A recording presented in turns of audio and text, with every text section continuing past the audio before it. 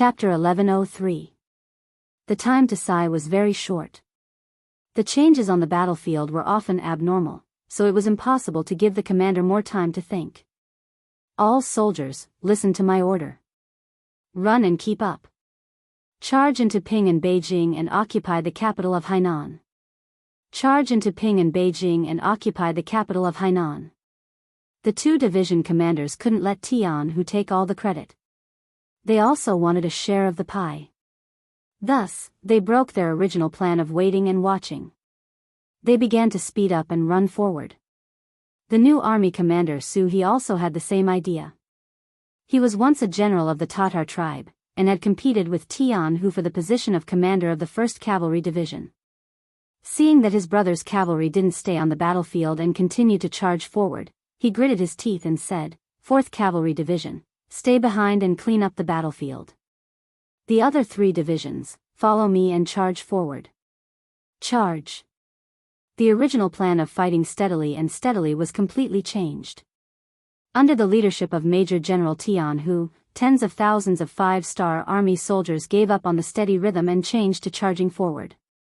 It seemed like they wouldn't stop until they entered Ping and Beijing. This made Wuxia Chronicles, who was leading his troops to retreat, suffer. After running for a while, he arrived at Ping and Beijing. When he turned around, he saw that the 5-star army cavalry was less than 5 or 6 miles away from him. He immediately lost his mind. "How dare you!" Pointing angrily at the 1st Cavalry Division that was hot on his heels, Shen Qianya really wanted to reprimand them, and even more wanted to warn them that the capital of Peace City had solid walls. It was not a place where they could behave atrociously. "Wuxia Daimyo, let's enter the city first."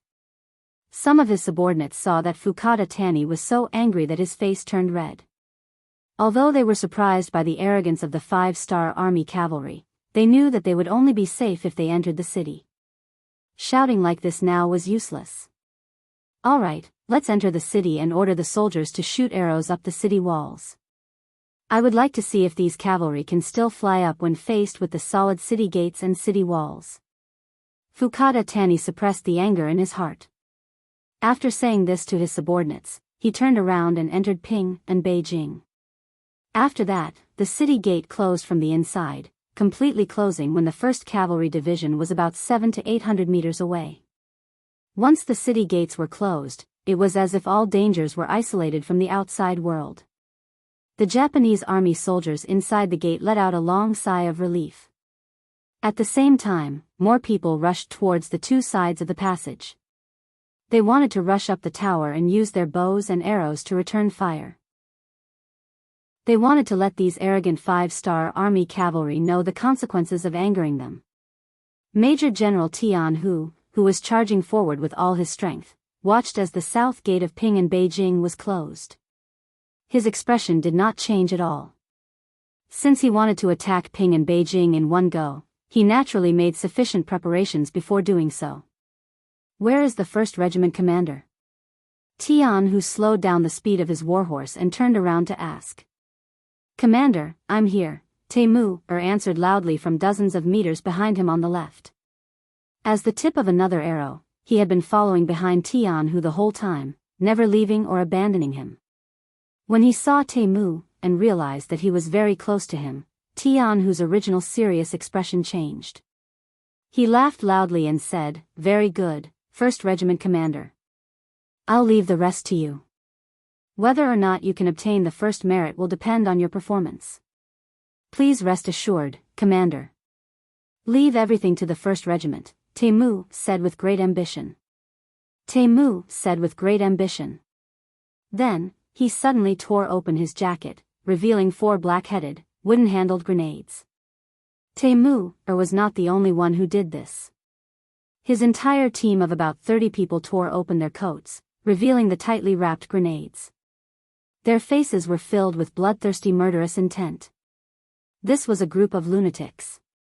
They actually strapped grenades to their bodies during a battle. If there were any sparks or if the fuse was accidentally triggered, wouldn't there be a huge accident? But it had to be said that although they were crazy, they had succeeded. At least they had not encountered any accidents when they reached this place. And it was because of their risk that they now had the opportunity to break through the city gate. Temu and the other 30 people were making preparations. Tian, who was not idle either.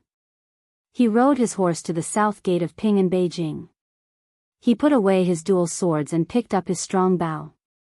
He aimed at the top of the city gate tower and was ready to shoot at any time.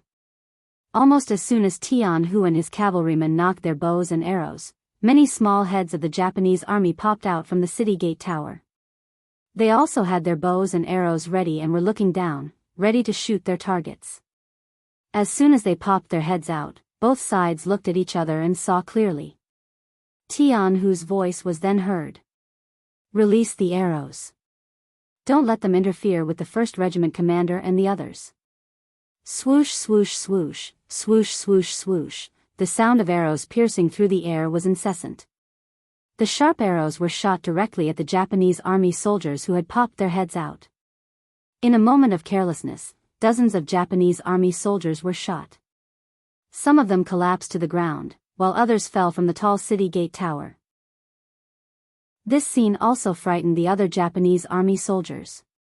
They quickly shrank back, trying to stay alive like turtles. Fukada Tani, who had just arrived at the city gate tower, saw this scene. He immediately shouted angrily, "What are you afraid of? We have the high ground and we have the city gate as our defense. They should be the ones who are worried. Everyone, return fire immediately. Return fire." Under the command of their general, the soldiers finally had a backbone. They were no longer as scared as before and could finally organize a decent counterattack. With the advantage of having the high ground, they caused a lot of trouble for the soldiers of the 1st Cavalry Division. They didn't have as many soldiers as the other side, and the terrain wasn't favorable to them. If it were any other army, they wouldn't take the risk to fight this battle. Even in front of the 1st Cavalry Division, Tian, whose expression was still cold. He immediately ordered the soldiers to take out their shields. 2 people in a group. One person with a bow and the other with a shield. We must create an opportunity for the 1st Regiment commander and the others to blow open the city gate. Tian, whose voice was very calm. It was obvious that this wasn't a temporary idea. In fact, the 1st Cavalry Division had also undergone such training in the past. It was to prevent such a situation from happening. The preparation came in handy. 2 soldiers formed a group. One person held a shield to protect himself and his comrades, while the other person held a bow to look for an opportunity to counterattack. Arrows fell like rain. There were nearly 10,000 Japanese Empire soldiers on the top of the southern city gate of Ping in Beijing. Even if each of them released an arrow, the momentum was enough to frighten people. Once the arrows fell from the sky and hit the cavalry below, it was like a torrential downpour. It was said that a chaotic fist could kill a master. Under the chaotic arrows, even the soldiers of the 1st Cavalry Division couldn't guarantee that they could escape unscathed. In less than half an hour, nearly 100 soldiers had been hit by arrows. Among them, more than 10 people had been hit in the vital areas and had already died. Hurry up, hurry up. Tian, who was very unwilling to see his brothers die in such a cowardly defense. When he turned to look at Temu, his voice was filled with urgency. At this time, Temu and the others had already removed all the grenades from their bodies and tied them together in groups of 4. After hearing his division commander's shout, Temu was the first to charge. With his superb horse riding skills, he held a shield in one hand and the 4 grenades tied together in the other. He charged fiercely toward the southern city gate of Ping in Beijing. Yang Qindong had once issued an order in the army. Unless it was absolutely necessary, the regimental commander or officers above the regimental commander level were not allowed to charge at will. After all, it wasn't easy to train such a high-ranking officer. He didn't want these outstanding talents to die in the chaos of a charge. Since it was Yang Qindong's order, everyone had to carry it out unconditionally.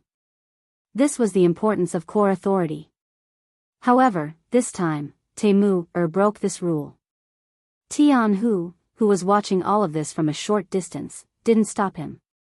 This was because he knew very well that rules were dead, but people were alive. The more critical the situation was, the more important it was for a general to stand up and set an example. Temu took the lead and was the first to reach the city gate. When he reached the city gate, he threw the 4 grenades with their fuses already pulled out. Boom, boom, boom, boom, loud vibrations were heard. After a cloud of smoke, all the cavalrymen couldn't help but look toward the city gate. Unfortunately, it only covered the iron gate with a layer of black smoke. It didn't have much effect on the overall situation. Even grenades didn't work.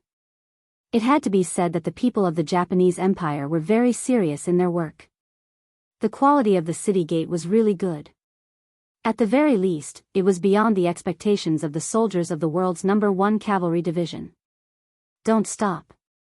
Keep going. As long as you keep blasting, there's nothing you can't break. Tian, who wasn't discouraged even though his attack didn't work. Otherwise, he wouldn't have brought so many grenades in one go. Yes, continue. Temu had just retreated. He was initially shocked by the lack of effect. Now that he heard Tianhu's words, he nodded vigorously and ordered the other soldiers to continue charging. The explosions weren't completely useless.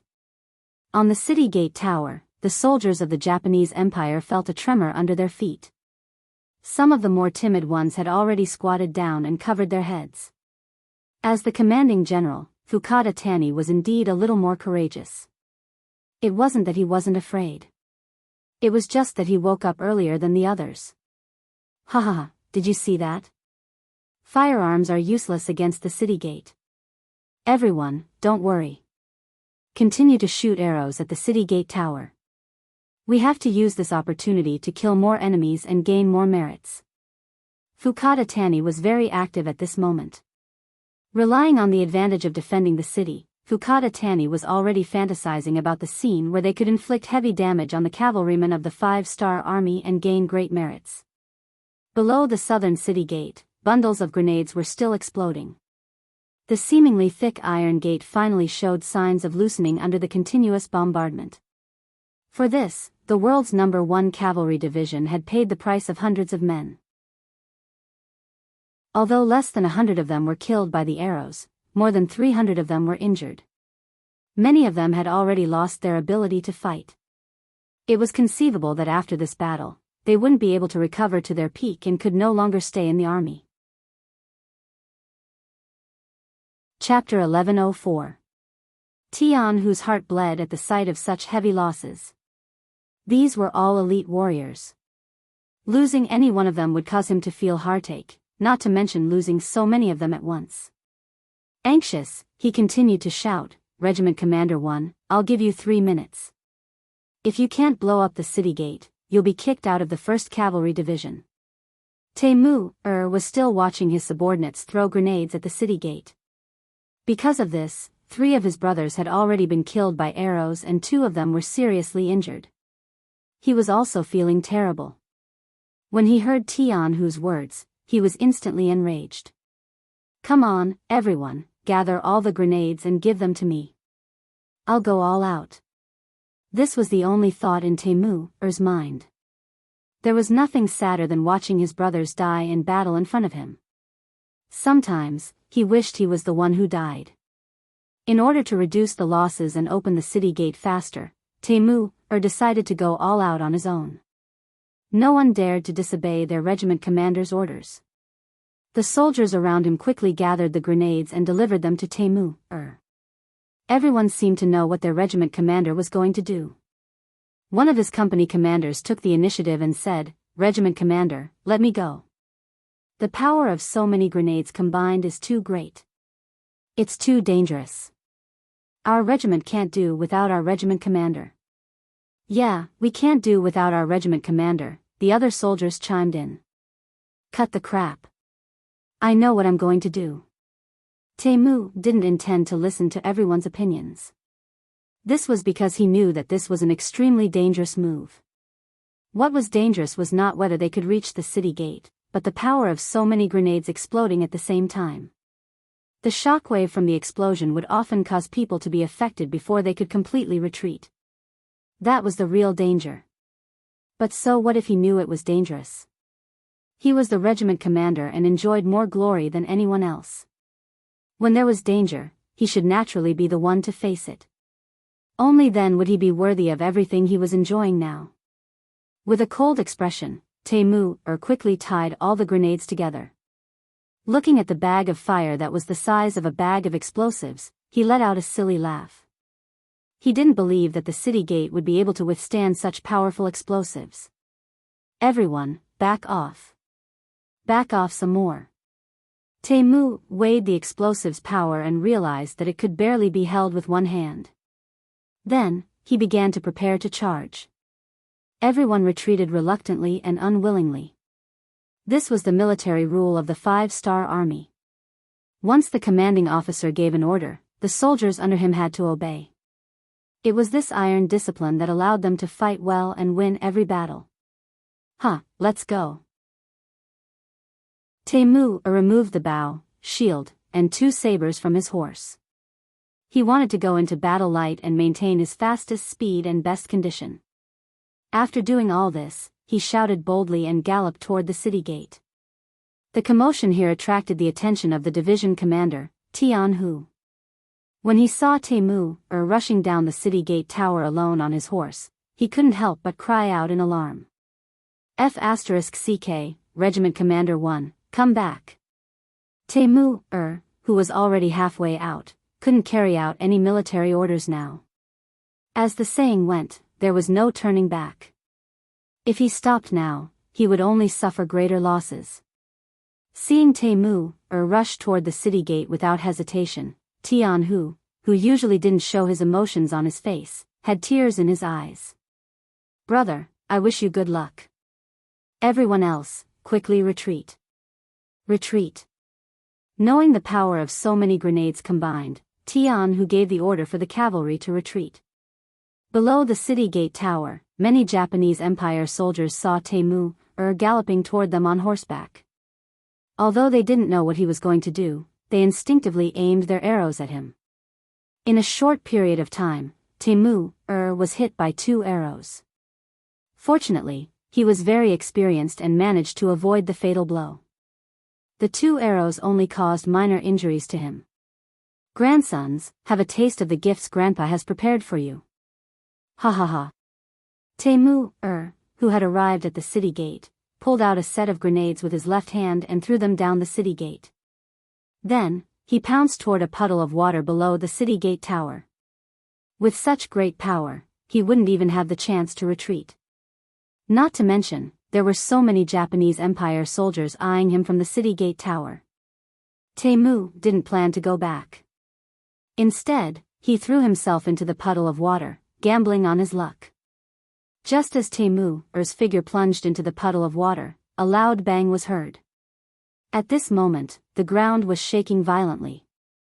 Even the Japanese army soldiers on the city gate tower felt like they were losing their balance. Tianhu and the others, who were a few hundred meters away from the city gate, were better off. After all, they had already mentally prepared themselves.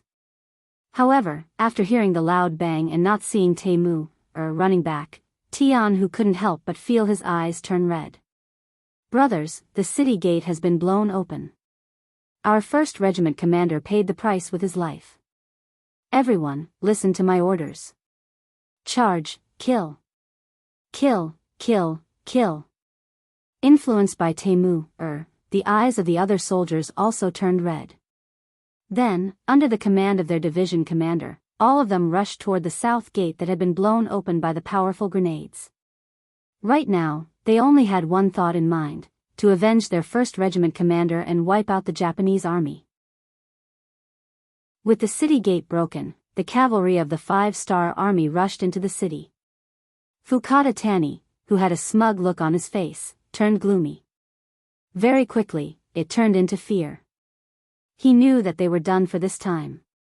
Although there weren't many cavalrymen, the morale of the troops was in chaos. They couldn't put up any effective resistance at all. General, let's retreat.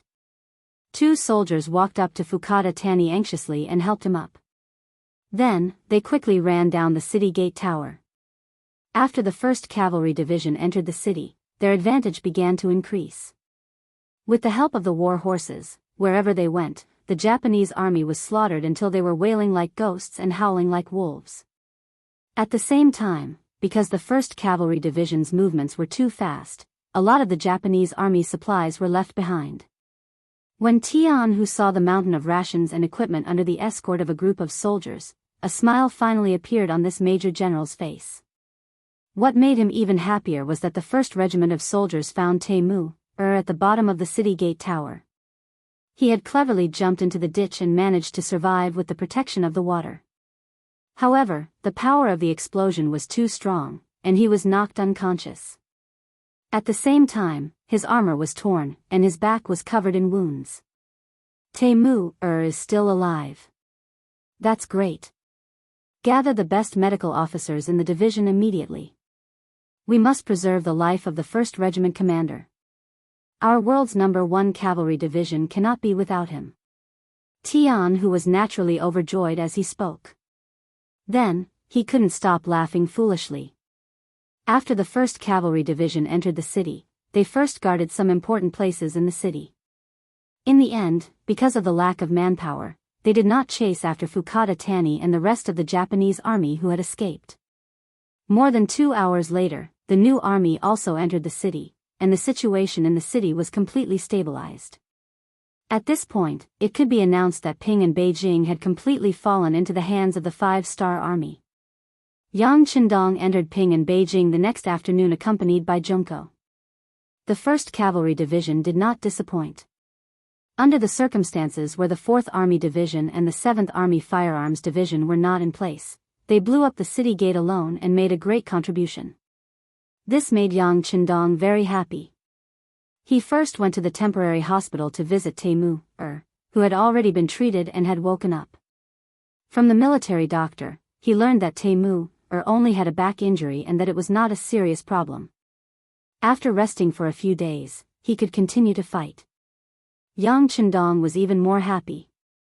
In the temporary hospital, in front of everyone, he recorded Taimou's first-class merit and at the same time, awarded him a Medal of Bravery. This was the first time the Medal of Bravery was presented to the public.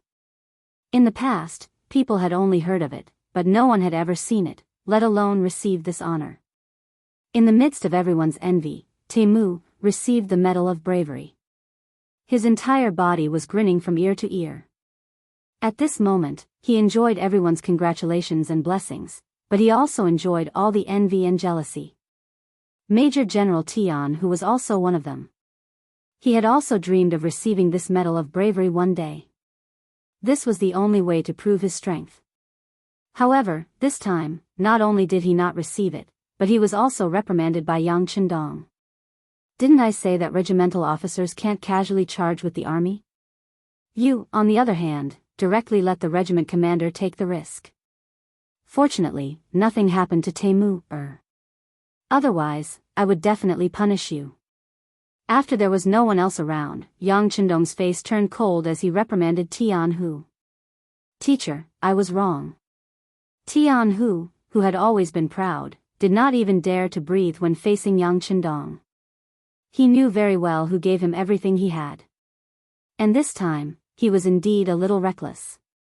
Seeing that Tianhu's attitude of admitting his mistake was not bad, Yang Qindong's anger subsided.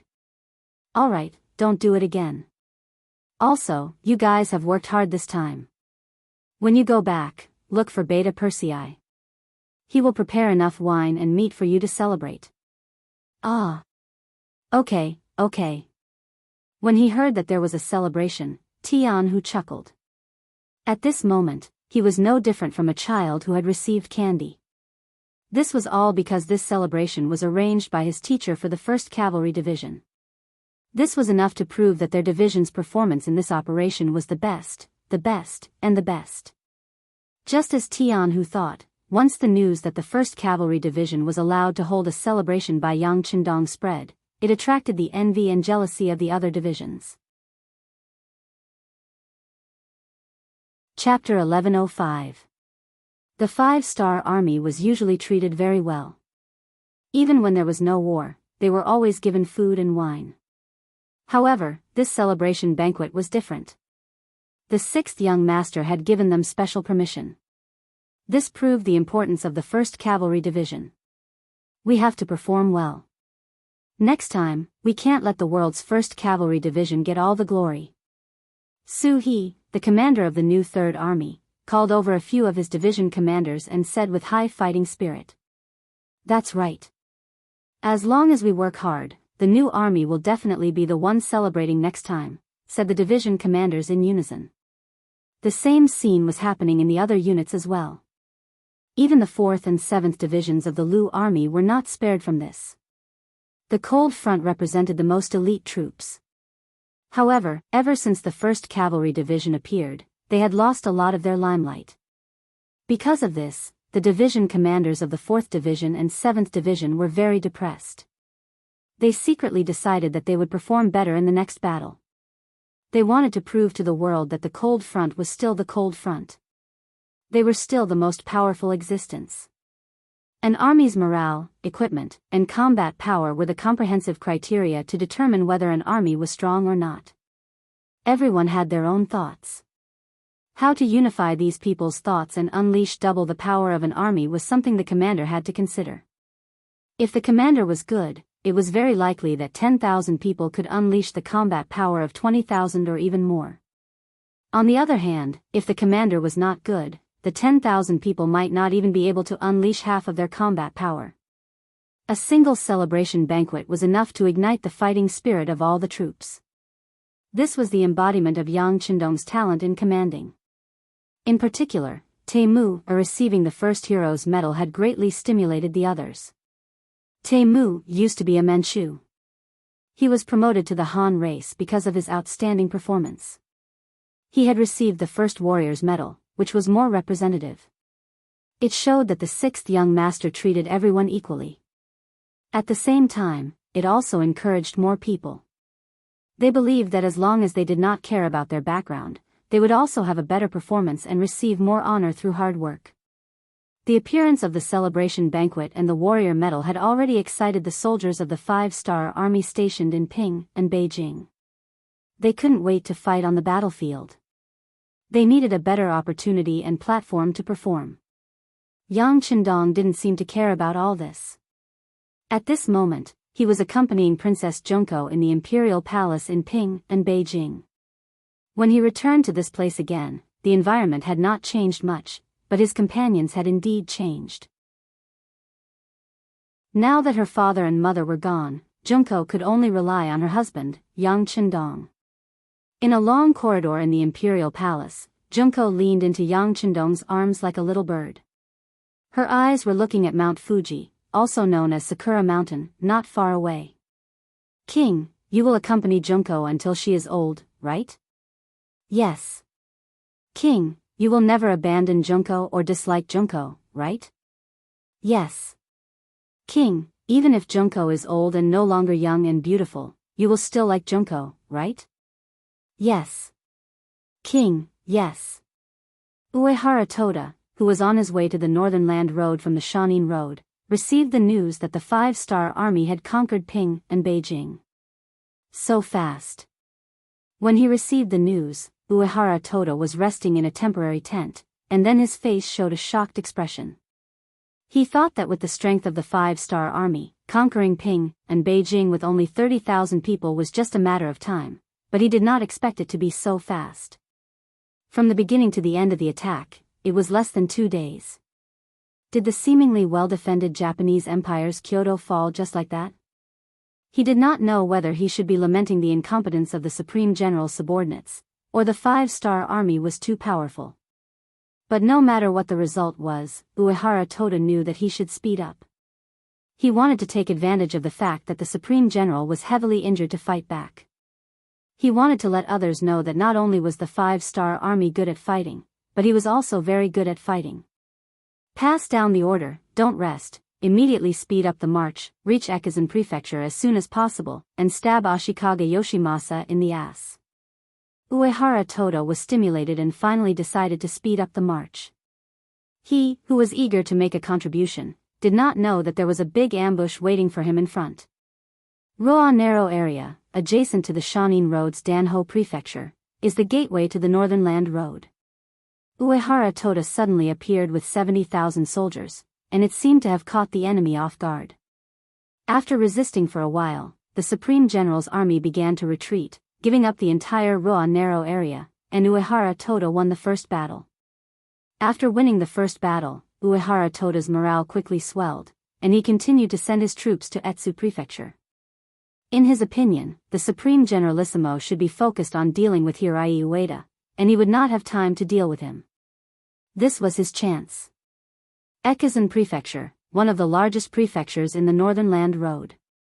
Here, the Maori regularization led 100,000 Japanese army to wait for the arrival of Uehara Toda. In order to lure this opponent to appear faster, the Japanese army in Roa narrow area took the initiative to retreat.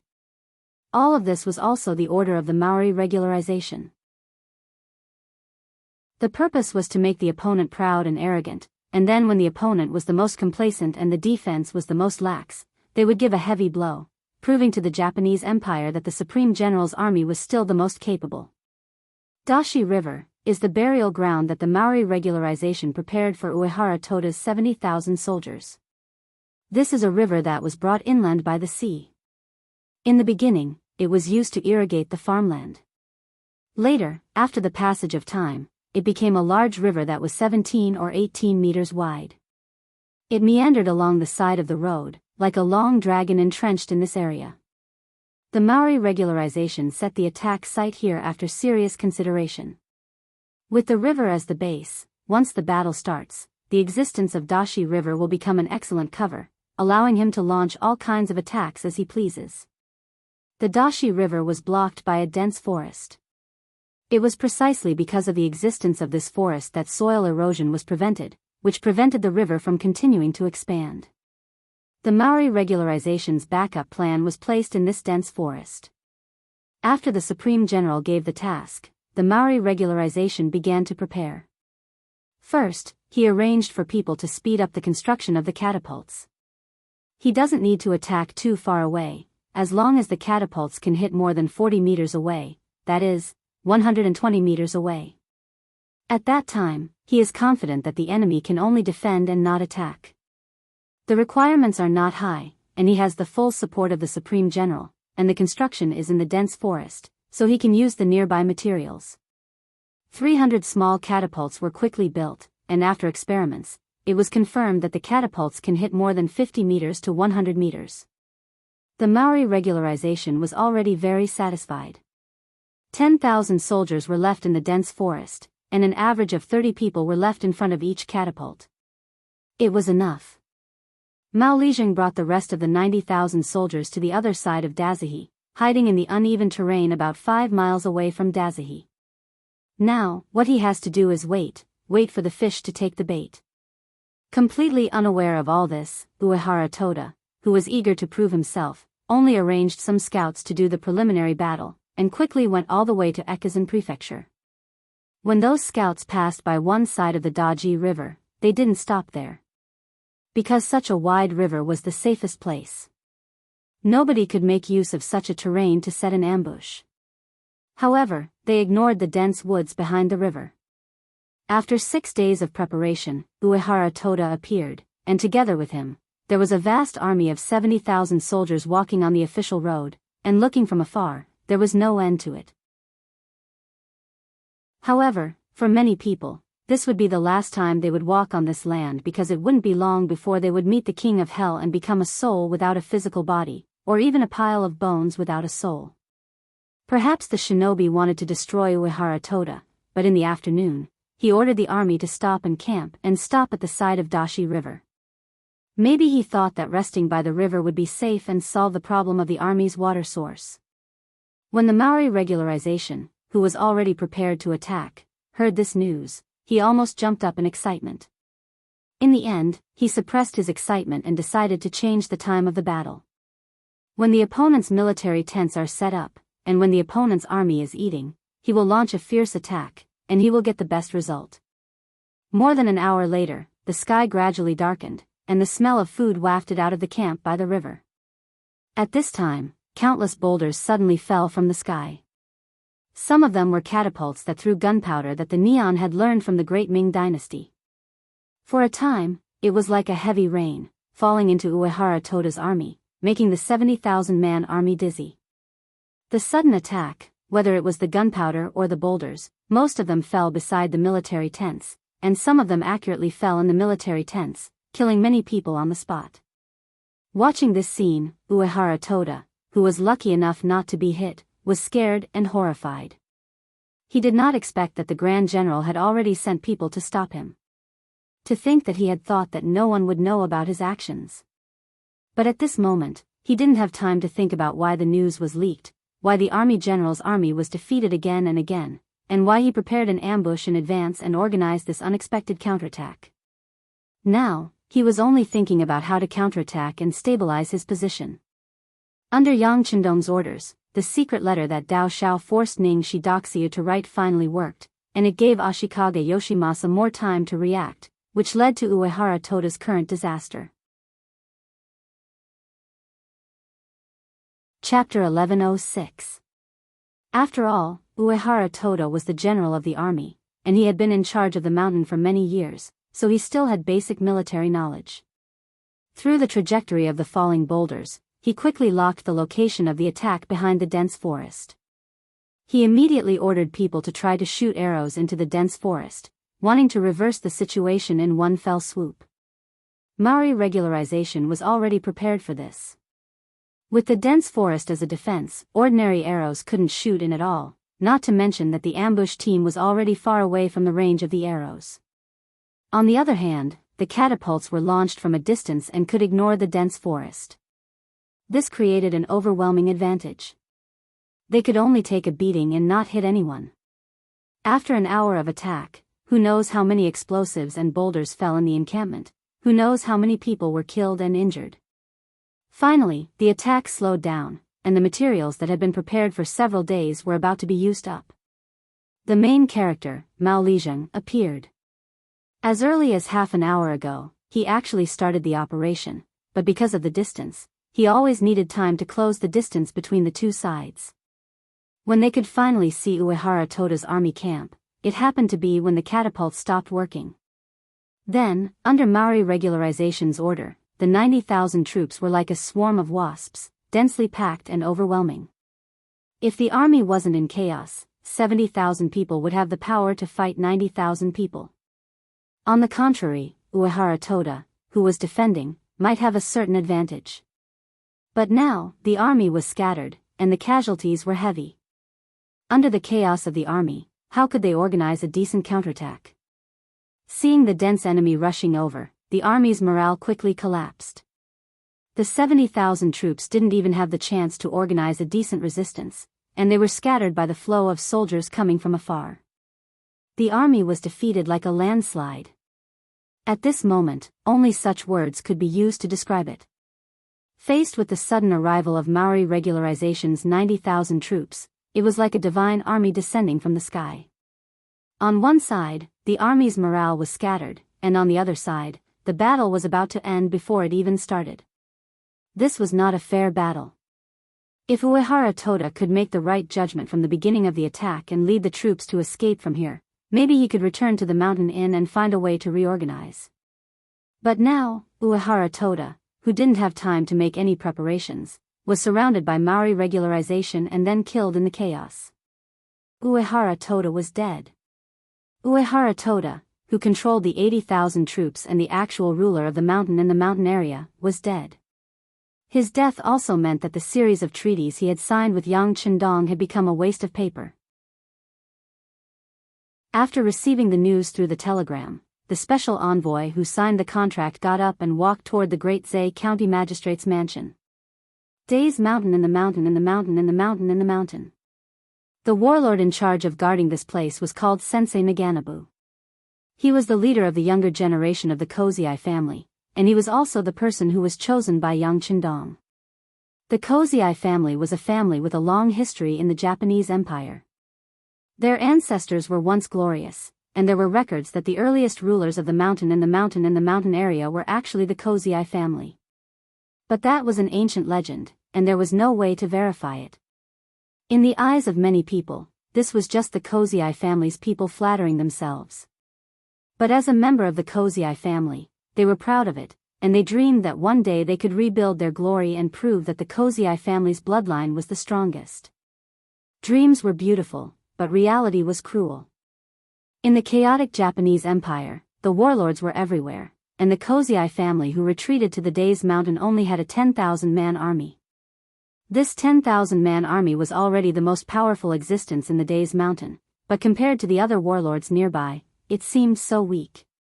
Not to mention facing the hundreds of thousands of troops of the great general Ashikaga Yoshimasa, even facing the actual ruler of the mountain and the mountain and the mountain and the mountain, the 10,000-man army in their hands was simply not enough. Since the time was not ripe, they could only continue to lie low and wait for the opportunity to rise. Opportunities were always prepared for those who were prepared. Guan Xing came to the door. The two sides had been in contact before, and the Kozai family accepted him as the special envoy of the 5-star army. This time, he directly appeared in front of Sensei Naganabu. There's news from the front lines. Uehara Toda was ambushed by the Maori regularization and died in the battle. Now the mountain and the mountain and the mountain and the mountain and the mountain and the mountain and the mountain and the mountain and the mountain and the mountain and the mountain and the mountain and the mountain. The great general's tentacles are about to reach here. Meiji-kun, your chance to shine has come. Guan Xing said the new news with a serious face. At this moment, Sensei Naganabu's face was already red, representing the excitement in his heart. That's great, it's finally time for the Kozai family to rise. Thank you very much, envoy. The Kozai family is also willing to follow Bugnam of Gojoseon's lead and listen to his orders. There was no free lunch in the sky. Guan Xing supported Sensei Naganabu on the basis that the Kozai family was willing to follow Yang Chendong's lead. Without this premise, a small county magistrate with a 10,000-man army wouldn't be able to afford Guan Xing's personal visit. Very good, I will convey your loyalty to Bugnam of Gojoseon. Let's proceed according to the plan. Rest assured, Meiji-kun, the 5-star army will cooperate with you in the dark. Guan Xing nodded with satisfaction. One needed a chance to rise, while the other needed a puppet to achieve his goal. The two sides hit it off and quickly walked together. Yang Chendong's plan was finally revealed. The so-called alliance with Uehara Toda was just a formality. There were too few things that Uehara Toda could ask for help from him. If he supported him greatly, he might be able to severely damage the great general's forces and even defeat them. But who could guarantee that after victory, Uehara Toda wouldn't become the next great general? Since he couldn't be controlled, he might as well not control him and just treat him as an abandoned pawn. This was why Dao Xiao forced Ning Shidoxiu to write a letter so that Ashikaga Yoshimasa could make preparations in advance. When the plan reached this point, Sensei Naganabu, who could be controlled, appeared. He would become the representative of the 5-star army and help them unify the Japanese Empire. Sensei Naganabu, who had the support of the 5-star army, was full of confidence. He first sent people to invite the two county magistrates to his house. At the banquet, a pile of silver was brought out. Pointing at the 200,000 taels of silver, Mingxi Changxin promised that as long as the two county magistrates recognized him as their leader, each of them could take 100,000 taels of silver back. At the same time, they would also receive a monthly payment of silver. If they achieved outstanding military service, they would also be heavily rewarded. No one wouldn't be tempted. Relying on the silver, Sensei Naganabu's force increased from 10,000 people to 30,000 people. It was still not enough to be an enemy of the great general, but at least it was a good start. At this moment, Sensei Naganabu was full of confidence and began to conquer the world. Ping and Beijing Imperial Palace. This place had become the place where Yang Chendong's camp was located. The side hall, which was originally used to receive ministers, had been changed into a military conference room. A large sand table had been placed on the table. If one looked carefully, they would find that the Nanhai Road of Neon was marked on it. They had already occupied Ping and Beijing, Zakado, and Shanyo-do. Now that Shanyo-do had the Masayoshi family as their representative, the five-star army's progress after entering the Japanese Empire could be said to be smooth. Considering the lack of military strength, Yang Chendong decided to stop expanding on land and set his sights on the sea. As the Japanese Empire's largest naval base, Nankido would be his next main target. In the conference room, Yang Chendong's eyes casually fell on the commander of the C-4th Division, Ding Yan, and said, "Tell me about the situation." "Yes, 6th young master." Ding Yan stood up, then picked up a wooden stick that had been placed earlier. He pointed to the sand table and said, "Everyone, please take a look. Nanhai Road is surrounded by water on all sides and the sea on the east side. It has become an independent existence separate from the entire Neon land. Especially GE Prefecture, which belongs to this area. It is located to the south of Ping and Beijing and can be a threat to us at any time. It really makes people restless. Nankido is also the base of the Japanese Empire's naval forces because of its unique geography. According to the Intelligence Department, there are thousands of ships and 400,000 soldiers in the Japanese Empire. Some of the ships are also equipped with earth cannons, which have an effective attack range of up to 1,200 meters. Although it is not as good as some of the Big F countries, it is not far behind. If the distance is too far, it will also become a threat. The commander of the Japanese Empire's naval forces in Nankido is called Mr. Kuroda. He is an experienced veteran of naval warfare. At the same time, he is also a direct subordinate of Ashikaga Yoshimasa. He is highly valued by him. Due to the geography of Nankido, there are many large reefs in the nearby waters. Once a large ship gets close and goes the wrong way, it is very likely to hit the bottom and sink. Although our intelligence department has worked very hard and obtained a lot of information about the geography of this area, no one can be sure that there is nothing left out. Before we have a complete understanding of the situation, I do not recommend launching a large-scale attack. Ding Yan was ordered to give a detailed explanation of the situation in Nanhai Province, including the comparison of the enemy's military strength and the comparison of the environmental conditions. Listening to this, the other officers at the meeting all had a solemn expression. Compared to the 400,000 soldiers of the Japanese army and more than 1,000 ships of various types, they still had the geographical advantage. On the five-star army's side, there were only High 4 and High 5 divisions. Together, there were only 240 ships. Even if they added the 20,000 soldiers of the Korean Navy and more than 100 ships, there were only less than 40,000 soldiers and 400 ships. With less than 40,000 soldiers against 400,000, and 400 ships against more than 1,000 ships, this battle was not going to be easy. To be more precise, they would be thankful if the Japanese Empire's navy did not attack them, let alone take the initiative to start a naval war. Chapter 1107. However, when everyone's gazes landed on Yang Chendong, who was sitting at the head of the table, everyone's expressions calmed down a lot. As long as the 6th young master was there, no one knew what fear was. Countless facts had proven that the 6th young master was extremely good at defeating enemies with fewer people. As the soul of the army, Yang Chendong felt everyone's gazes on him, but he didn't feel uncomfortable at all. This was because he didn't know how many times he had experienced this kind of situation. This was just one of the countless times he had experienced it. Alright, Commander Ding has already explained the situation very clearly. I'm sure everyone knows what we're going to face next. And this young master only has one thing to add. Although the enemy has 400,000 soldiers, they're actually just a motley crew. Their cannons have a short firing range, and they're very old. It's very troublesome to reload them. Not only are our weapons superior to theirs, but we're also not too far behind them in terms of military strength. You should know that this time, we're mobilizing the army and the navy. When Yang Chendong's confident voice resounded in the hall, everyone who heard it revealed a look of confidence on their faces. All of this was brought to them by Yang Chendong, the absolute core. As long as the 6th young master was there, they firmly believed that there wouldn't be any difficulties that could stop them. It was also this existence that led them from nothing to something, from a young age to an adult, to achieve the results they had now. The actions of one person could affect everyone present. This was the important role of a corps. Noticing that everyone's faces had become more confident, Yang Chendong continued, "There are 4 steps to dealing with the Japanese Army's navy: cavalry attack the Vietnamese line, navy attack Awaji Island, 2 areas of scorched earth, South Sea encircle but don't attack." These 20 words meant that Yang Chendong had already planned for the attack on the Japanese naval division. It wasn't a spur-of-the-moment decision. Listening to the detailed strategy from his mouth, everyone in the meeting nodded their heads and looked at him with admiration.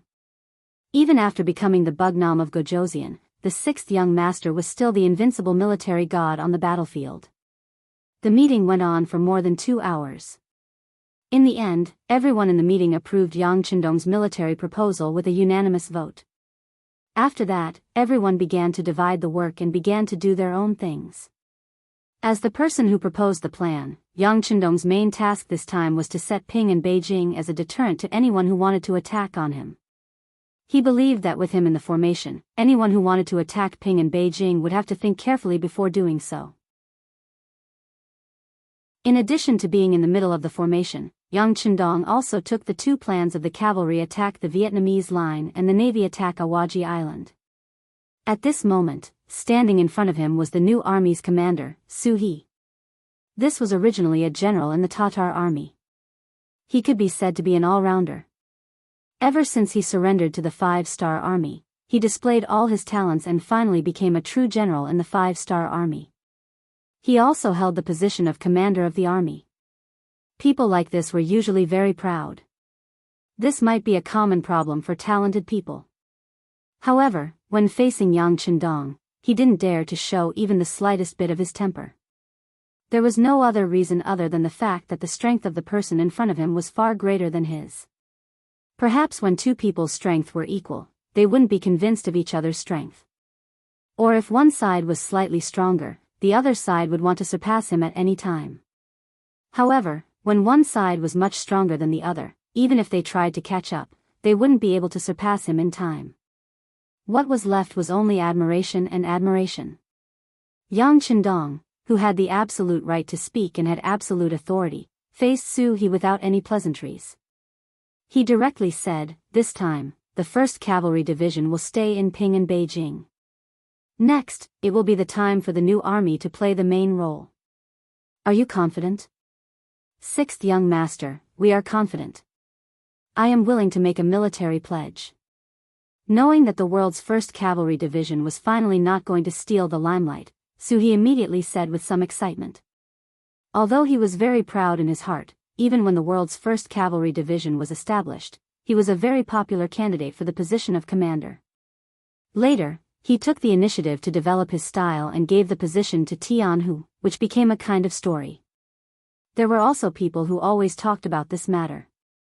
They said that even if Su He became the commander of the 1st Cavalry Division, he might not be worse than Tianhu. Every time he heard this, Su He's face would have a satisfied and humble smile. However, only he knew in his heart that Tianhu was indeed very capable. Even if he didn't choose to give up at that time and really became the commander, he might not be able to do better than Tianhu.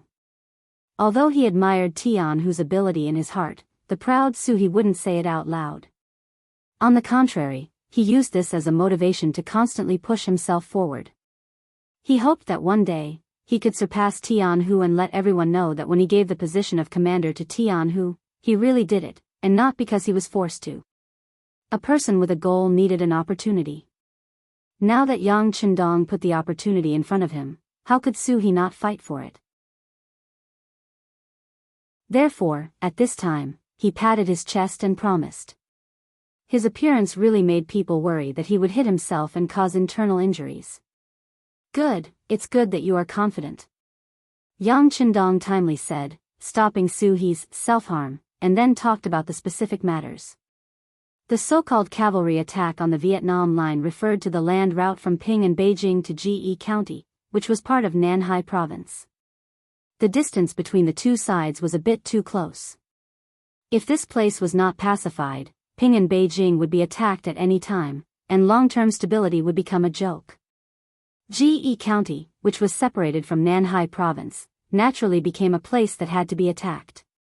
It also gave the new army an opportunity to perform. The investigation data from the intelligence department has been sent over. Ge County is not small, and it is only close to the bustling Ping and Beijing. It has a dense population of 800,000 civilians and 80,000 soldiers. This time, your new army will only have 40,000 soldiers from the 1st and 2nd divisions, in addition to your new army's 3 cavalry divisions. With 60,000 soldiers against 80,000, and at the same time facing an extremely unfamiliar environment and terrain, you must mentally prepare yourself for a bitter battle. In addition, your new army will also need to send a cavalry division to help the 1st Reserve Division and the 3rd Division to attack Awaju Island. I hope that the cavalry division you send out will be an elite division, understand? As Yang Chendong said this, he didn't forget to carefully look at Su He's face. Things had to be prioritized, and people were easily swayed by emotions. Since he was going to send a cavalry division to help the 1st Reserve Division, there was a high possibility that Su He would selfishly send out the weakest division in order to complete his mission. If that happened, the mission of attacking Awaju Island would undoubtedly become more difficult. This was not something that Yang Chendong wanted to see. Where there were people, there would be internal strife. This was a principle that had never changed since ancient times. Yang Chendong did not attempt to change him. But since he had the final say here, then he definitely would not allow internal strife to affect the overall situation and affect the plan. If someone really did that, then they should just go to wherever it was cool and stay there. It was not easy to find a 3-legged toad, but there were plenty of 2-legged people. Hearing Yang Chendong's reminder, Su He immediately stood at attention and said solemnly, "6th young master, please do not worry. Su He will not let you down. The cavalry division sent to Awaju Island will definitely be the most elite." Very good. This is actually to help you complete your mission better. Because once we attack Awaju Island, the 1st Reserve Division will come back to reinforce you. At that time, it will greatly reduce the pressure on you. Do you understand? Yang Chendong nodded in satisfaction. He believed that since he had said this much, as long as Su He was not stupid, he should know how to cooperate. Su He left. The military plan was already in his heart. Next, he called a meeting with the 4 division commanders to discuss the matter of sending out troops. After he left, the 1st Reserve Division's division commander, Su Kuda, walked into the main tent with a face full of excitement and came in front of Yang Chendong. As the 1st Division commander of the 1st Reserve Division, Su Kuda knew that he was someone who was about to be put in an important position. He was the important reserve cadre that everyone was talking about. The premise was that as long as he performed well, his future would naturally not be worrying. Therefore, during his time as the division commander of the 1st Reserve Division, he scrupulously abided by his duties and only focused on his job. That was to gather the veterans who had been on the battlefield and had been tempered by the battlefield under his wing. He took care of them and trained them strictly. Considering that the 1st Reserve Division did not have any war missions and only continuously absorbed qualified and mature veterans, and continuously accommodated them, it caused the original 20,000 people of a division to reach the current 35,000 people. It was completely qualified to be called an army. Although he was called a division commander, he was indeed leading an army of soldiers. If it were any other general, they would have already become arrogant. At the very least, they would have taken the initiative to ask for money and use this to expand their influence. However, when it came to Su Kuda, he did not do that. Not only that, but he also changed from a division commander to a logistics manager. Considering that the soldiers were from various ethnic groups and regions, he did his best to care about their lives and not let them have the thought that they were excluded from the collective.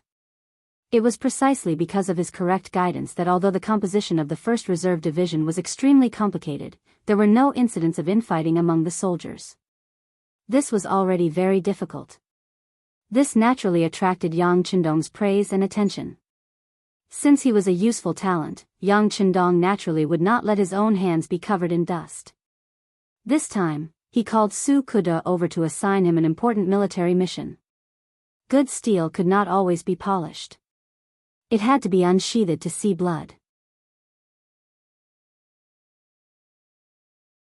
Chapter 1108. Su Kuda also knew that there was a task for him. At this moment, he was very excited, but he still tried his best to show a calm face. How is the army's morale?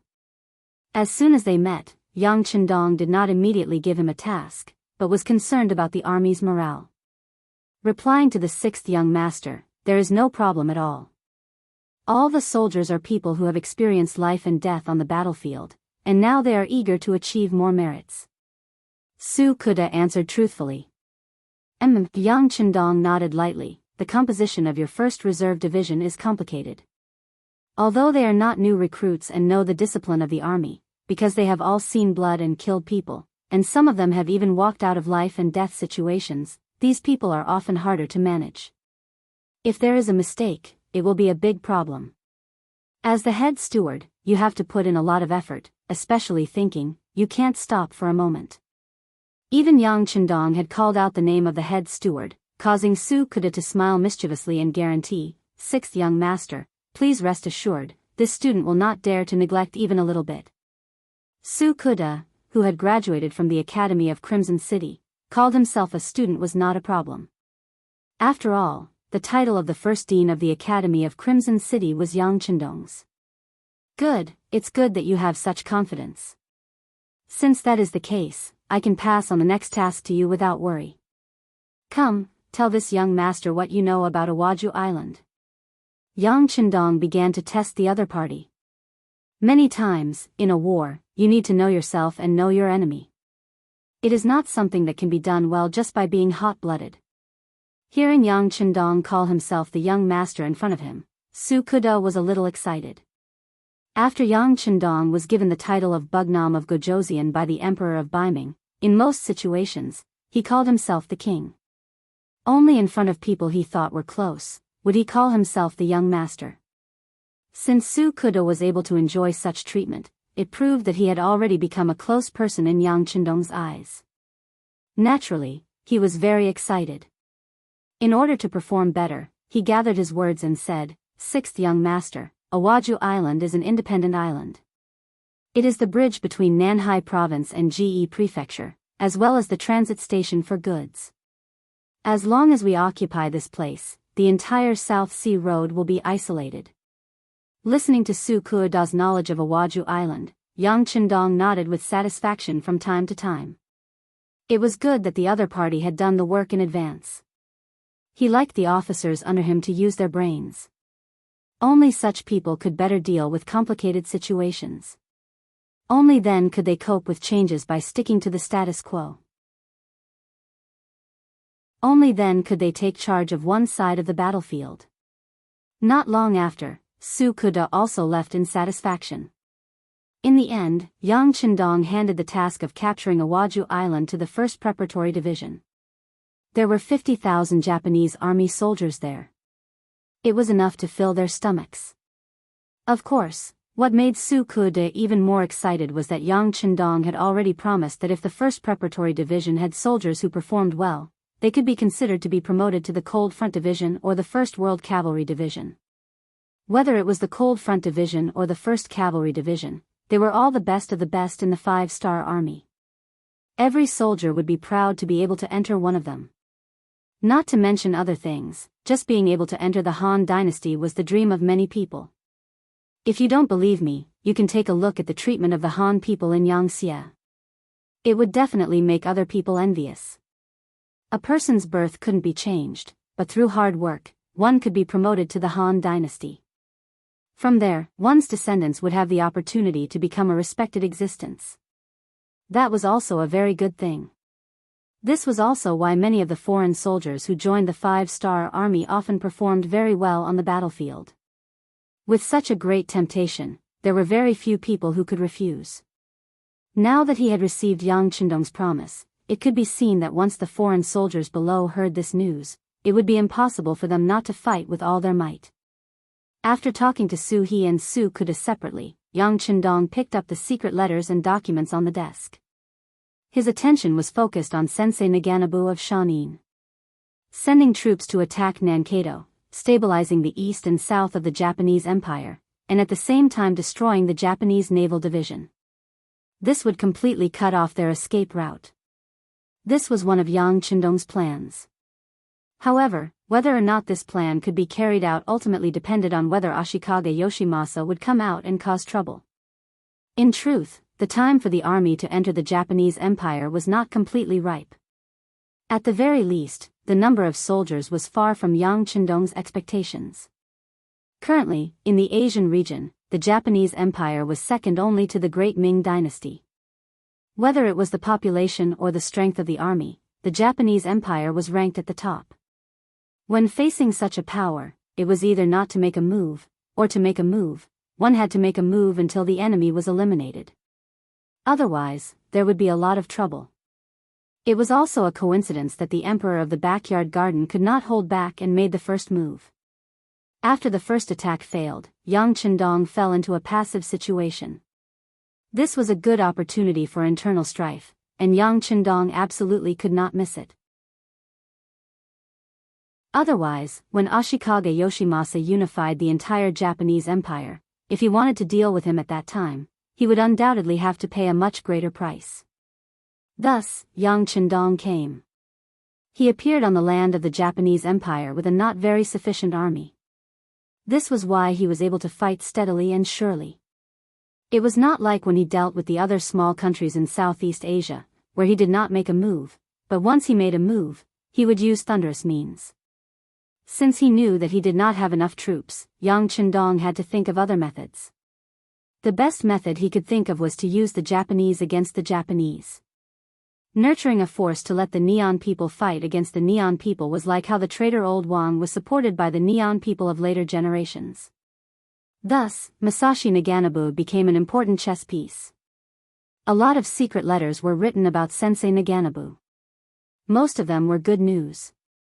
The last secret letter wrote that Sensei Naganabu had unified most of the warlords in the Shanin-do, and the military strength had increased from the original 10,000 to 50,000.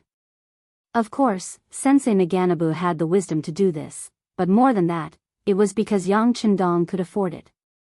In the face of absolute benefits, not many Japanese army generals could resist the temptation. It was just that 50,000 people were not enough to face the 100,000 troops led by Maori regularization that were about to enter the Shanin-do. Looking at the secret letter, Yang Chendong hesitated for a moment, then wrote a note. Add another 1 million silver taels. In any case, Sensei Naganabu cannot be defeated in the short term.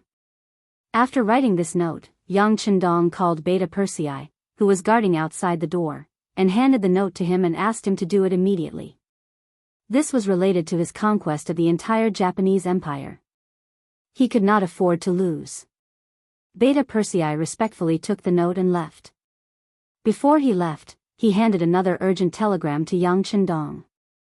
This was a telegram from Kusanagi City.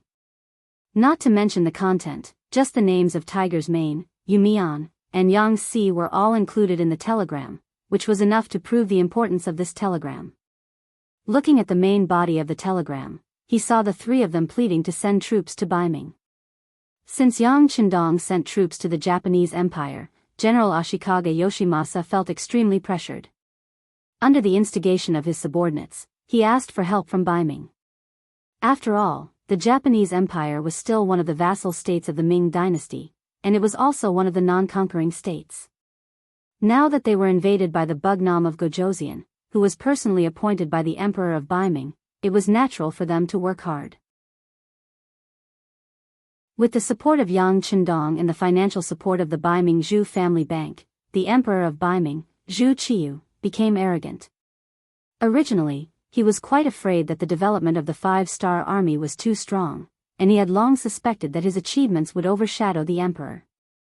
However, considering that his financial resources were tight, he had to endure it.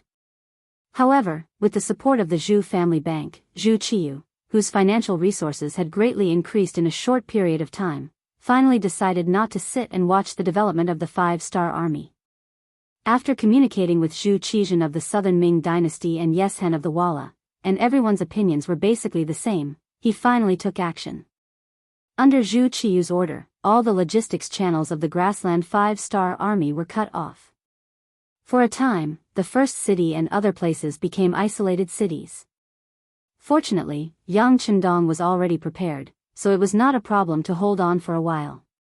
The first city had been built for several years, and it had always been self-sufficient, so it was not a big problem for it to be suddenly blocked.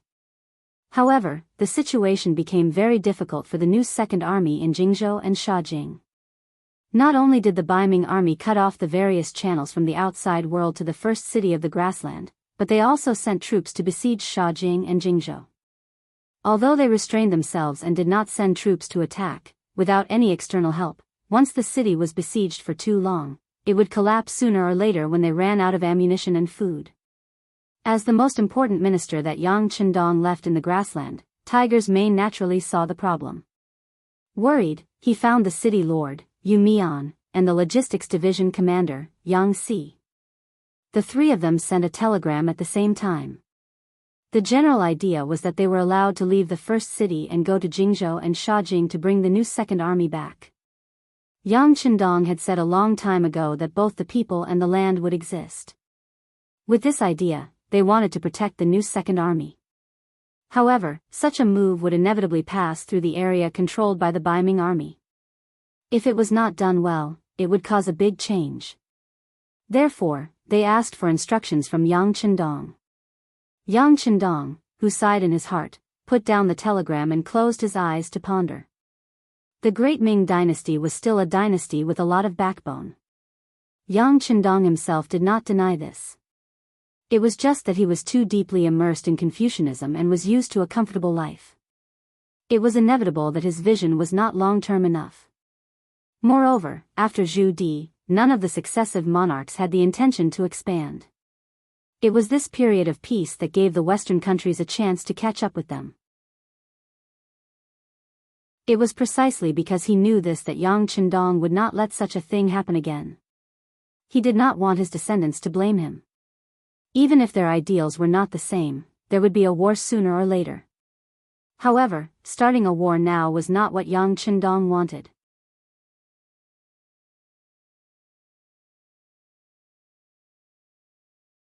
Especially the Marine commander Kuroda, who was personally promoted by him, is a subordinate that he can absolutely rest assured. This is also why he didn't panic when he saw the sudden appearance of the 5-star army. The Emperor of the Garden of Heaven had died. Although the process was somewhat unexpected, and even brought about a very bad influence on Ashikaga Yoshimasa, it had also caught him off guard. But when he thought about how he had gotten rid of a huge mountain that was pressing down on him, everything seemed to be worth it. As long as he could solve the current civil war, then after a short period of pain, he could reap the harvest. Especially when he saw that the biggest force opposing him, the Flatwell Field, was slowly retreating under the pressure of his army, and was about to be completely wiped out, Ashikaga Yoshimasa was in a good mood. He even began to imagine how he would take back all the territory that the 5-star army had swallowed after the civil war was resolved, and then make them leave the Japanese Empire with their tails between their legs. He never thought that the 5-star army, in a situation where they were clearly at a disadvantage, would actually dare to suddenly attack Nanhai Road and launch a sudden attack on the Flatwell Field Island. This completely unexpected move really caught Ashikaga Yoshimasa off guard. Baka.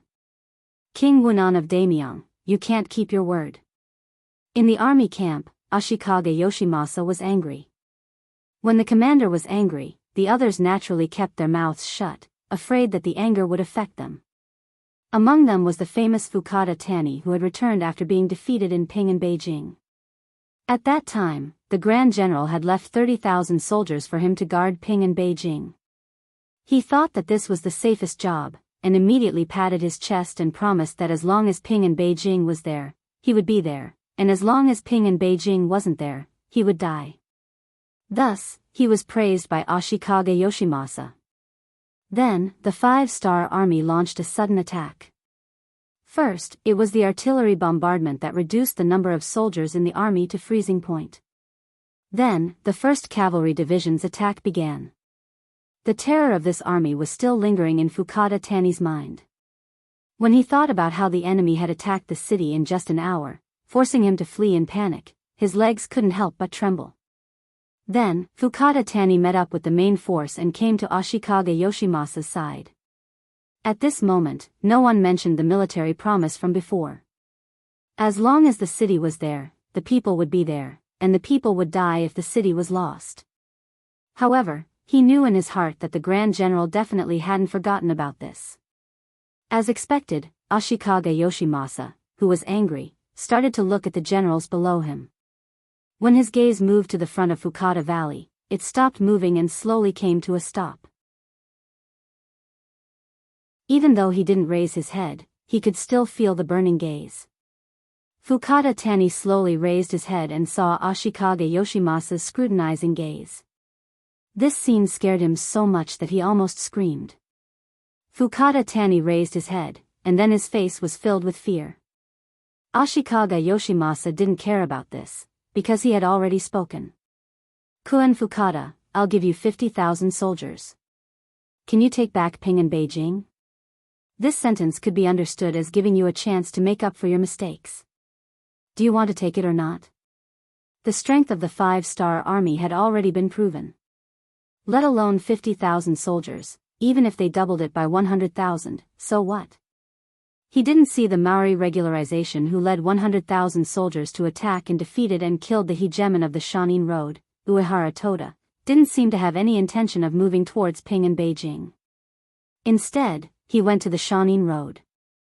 Even this famous general knew to pick on the weak. Fukata Tani was far inferior to this person in all aspects. How could he take back Ping and Beijing? Ping and Beijing was lost in his hands. Now was equivalent to giving him a chance to make up for it. If he refused out of fear, with Ashikaga Yoshimasa's temper, he would probably never be able to make a name for himself. Whether he stretched his neck or retracted his neck, he would be stabbed. At least if he accepted this task, he would be able to live for a few more days. Perhaps he would be able to create a miracle. Helpless, Fukata Tani could only pretend to be full of fighting spirit and say, "General, don't worry. 50,000 soldiers is enough to take back Ping and Beijing." As soon as he said this, the other generals looked at Fukata Tani as if they were looking at an idiot. But then, they all closed their mouths. Since this was an impossible task, it was better to act tough than to pretend to be a coward. In fact, not only the others, but even Ashikaga Yoshimasa himself knew that with just Fukata Tani and 50,000 soldiers, it was impossible for him to pose a big threat to the 5-star army in Ping and Beijing. However, he still did so. Naturally, he had his own reasons for doing so. There was no need for him to tell anyone else. Fukata Tani happily accepted the task. Ashikaga Yoshimasa naturally did not want to make trouble for him. He only said that he had already chosen the 50,000 soldiers for him. The provisions for the army should also be prepared. They could prepare for today and set off tomorrow. Thus, the military meeting ended. After the meeting ended, all the colleagues looked at Fukata Tani differently. It was as if they were looking at a dead man. Everyone could imagine that he had already lost Ping and Beijing and failed once. If he failed again this time, of course, he would definitely fail. At that time, it would be the end of his life. Fukata Tani, who could see something in everyone's eyes, could do nothing. Who asked him to be targeted by the great general? Now, other than obeying, the only thing left was to obey. He walked out of the tent pessimistically. When he returned to his camp and heard his deputy's report, he almost cursed out loud. It was also from his deputy that he found out that the 50,000 soldiers that the great general gave him were mostly old, weak, sick, and disabled. Almost all of them were captives. They were the spoils of Ashikaga Yoshimasa's campaign. Although being captives did not necessarily mean that they were not capable, it was not wrong to say that they were greedy for life and afraid of death. What was the difference between using such an army to conquer Ping and Beijing, which was occupied by the elite 5-star army? "General, we do not have much provisions. It is only enough for 15 days. Although the deputy saw that Fukata Tani's expression was not good, he still had to report some things.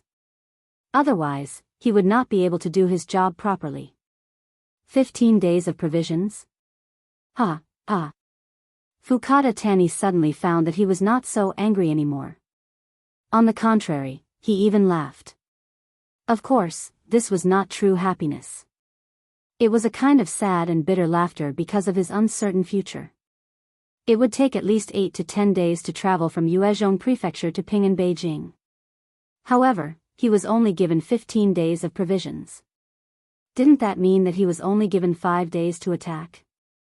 If he failed, there would be no provisions in the army, and it would be impossible for him to retreat safely.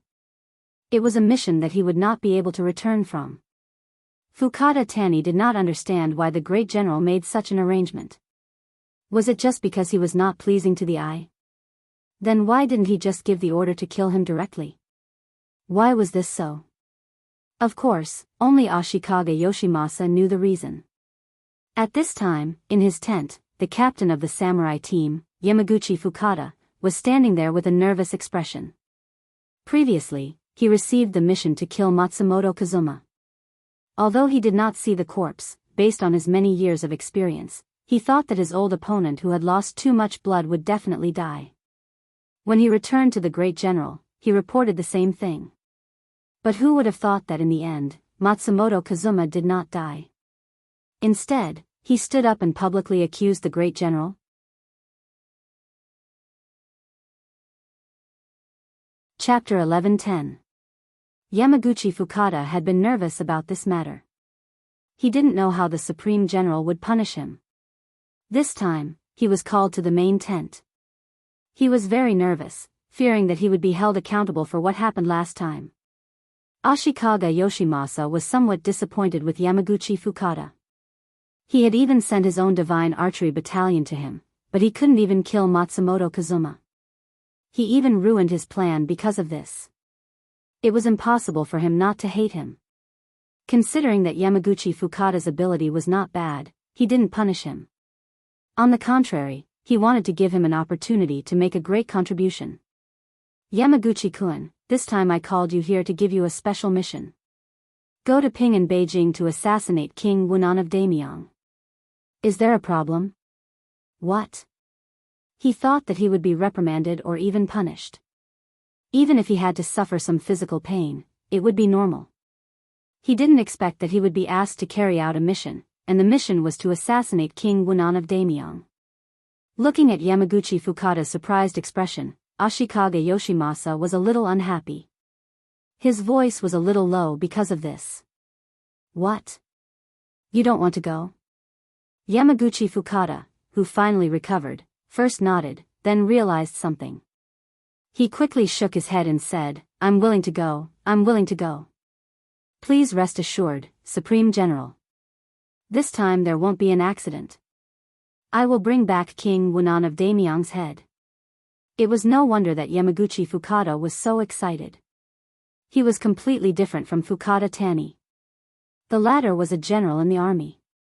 He paid attention to controlling the overall situation on the battlefield and strategizing. Since he was a martial arts expert, he should be carrying out a special mission. It would be a great waste to throw such a person into the battlefield and fight him openly. It was precisely because of his position that Yamaguchi Fukada knew that his opportunity had come after hearing the Supreme General's mission. If he could complete it well, it would be a matter of fame and fortune. It would also make up for some of his previous mistakes. He wouldn't have to live in fear in the future. Yamaguchi Fukada's excitement was within Ashikaga Yoshimasa's expectations. If samurai were afraid and knew fear, then perhaps the Japanese Empire would really be hopeless. After getting a satisfactory answer, Ashikaga Yoshimasa reached out and patted Yamaguchi Fukada's shoulder. He said very encouragingly, very good. There will be people in Ping and Beijing who will cooperate with you. Fukada Tani's 50,000 soldiers will also attract the enemy's attention and create an opportunity for you to act. Hey, Supreme General, please rest assured. If I can't complete the mission this time, Yamaguchi won't come back. He made his own promise. Samurai were not like soldiers. They were true to their words. If they said so, then they would really live and die together with the mission. This made Ashikaga Yoshimasa even more happy. He seemed to have seen the scene of King Wunan of Daimyong being killed. At that time, the leaderless 5-star army would be nothing in his eyes. On Yang Chendong's side, some information about Ashikaga Yoshimasa had also been sent to him. When he saw that the Supreme General of the Japanese Empire had sent 50,000 soldiers to attack Ping and Beijing, he couldn't help but smile. Did he think that 50,000 soldiers could threaten the safety of Ping and Beijing? The one who had come was Fukada Tani, whom he had defeated before. Yang Chendong really didn't know what to say. Of course, he was not a god. He didn't know that a samurai team was secretly coming to Ping and Beijing to take his life. Now, he was thinking about how to deal with the 50,000 Japanese army. Ping and Beijing had been occupied, but it wasn't very peaceful. After all, in the eyes of the Japanese Empire, Yang Chendong was an invader. Most of the people could only swallow their anger because of the strength of the 5-star army. However, there were still some people who had been resisting. It was just like when they invaded China in the future. Many people resisted in various ways. Although they were called ordinary people, they were nothing in front of the armed soldiers. However, many ants could bite an elephant to death. Therefore, during this period of time, Yang Chendong had been leading the migration of people. Speaking of which, why was there so little resistance when Yang Xie had occupied so many places? It was because of the migration of people. When a person wanted to resist and was suddenly transferred to another place, they would have to face a strange group of people, or even a foreign race that they didn't know. Not to mention joining forces with others to organize a resistance. Whether or not they could do such a thing without being reported was something that they should be on guard against. Correspondingly, the most important thing to do in a foreign land was to find a foothold for oneself, not to think about the country and its people. Everyone was unfamiliar with each other, and there was no basic trust between them. In order to live a better life in a foreign land, everyone was thinking of ways to build a solid foundation. At this time, if they could report other people's wrongdoings and gain the attention and rewards of the 5-star army and Yang Xie, it would be very beneficial for them to start a new life. People were selfish. After knowing that resistance was useless, the most they would think about was how to adapt to the situation and live a better life. It was with this mentality that the voices of opposition were completely suppressed, and they slowly moved towards a new life. Yang Chendong adopted the same strategy for the Japanese Empire. What he wanted was to break up the Japanese Empire and reorganize it. In the end, he wanted to completely kill some people's thoughts of revenge and resistance. The migration of people in Ping and Beijing was also in progress. However, because this was the capital of the Japanese Empire, there were more than 1.5 million people. It would take time to achieve what he wanted. Ping and Beijing was not stable internally, so it was not suitable for there to be any foreign enemies. Otherwise, it would be tantamount to giving hope to those who already wanted to feel at ease. Once the 1.5 million people of the Japanese Empire all stood up and resisted, the 5-star army would really have to leave here. I can't let Fukada Tani bring the army to Ping and Beijing, even if their strength is average. Yang Chendong said in his heart. Then his brain was working quickly to find a solution. After the blood transfusion, Matsumoto Fuma's physical condition was getting better day by day. After all, he was at the level of a special ninja. As long as he didn't really lose an arm or a leg, there wouldn't be any major problems. Matsumoto Kazuma, who had recovered 90% of his body, began to pay more attention to ninja training and the growth of the ninja team. After experiencing so much, he knew that if he wanted to live and live well, he must have enough strength. Otherwise, he was afraid that he would only become cannon fodder in the eyes of others. With such a belief, and Yang Chendong gave enough money for training funds, the ninja team began to recover step by step and walked on the right track. Matsumoto Kazuma, who was participating in the training, finally had a smile on his face. He seemed to see the hope of the future ninja. At this time, Beta Persei suddenly appeared in the ninja training ground. For this Bugnam of Gojoseon's close aide, Matsumoto Kazuma knew how powerful he was, so he quickly put down the work in his heart and took the initiative to come and greet him. Matsumoto Kazuma, young master wants to see you, come with me. After just glancing at Matsumoto Kazuma, Beta Persei announced the purpose of his visit, then turned and left. The reason why he personally came to announce this task was to see the enthusiasm of the ninja training. Now that he has a general impression, he can go back and report. Knowing that Bugnam of Gojoseon wanted to see him, Matsumoto Kazuma didn't dare to have any neglect. After agreeing, he walked behind Beta Persei. Along the way, he kept saying good things, trying to get some practical information from Beta Persei's mouth. Matsumoto Fujin had done some research on the Han people and knew that they were a nation with human emotions. A lot of things are about human relationships. As a ninja spokesperson, different from those ninjas who only know how to train, Matsumoto Kazuma has some ways to deal with human relationships. But in the face of Beta Persei, all the words are meaningless, and even led to a reprimand. Matsumoto Kazuma, I'm warning you for the last time. You'd better do what the young master wants you to do, and don't inquire about things that you shouldn't know. Otherwise, you'll be looking for trouble, big trouble.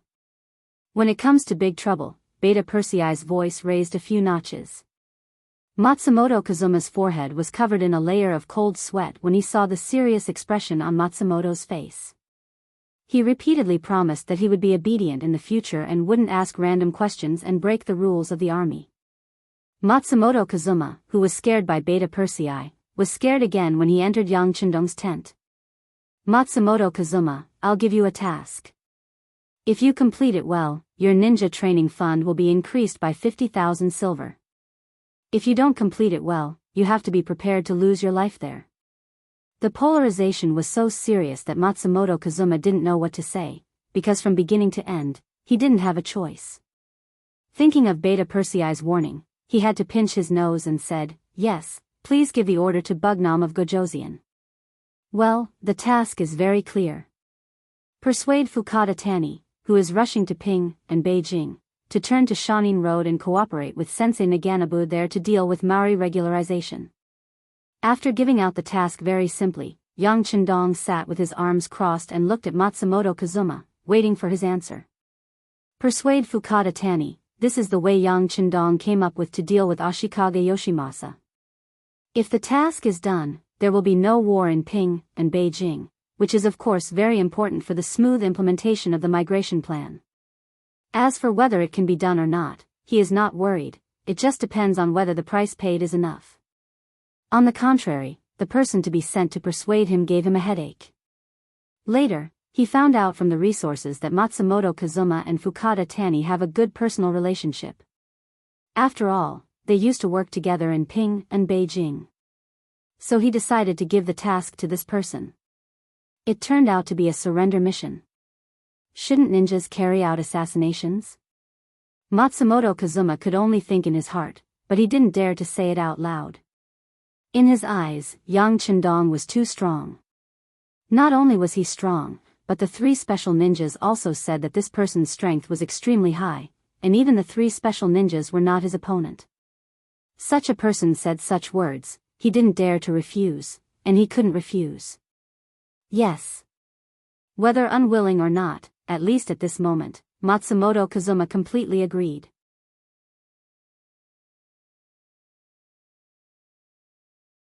Chapter 11:11. Northern Road, Roa-Soa County.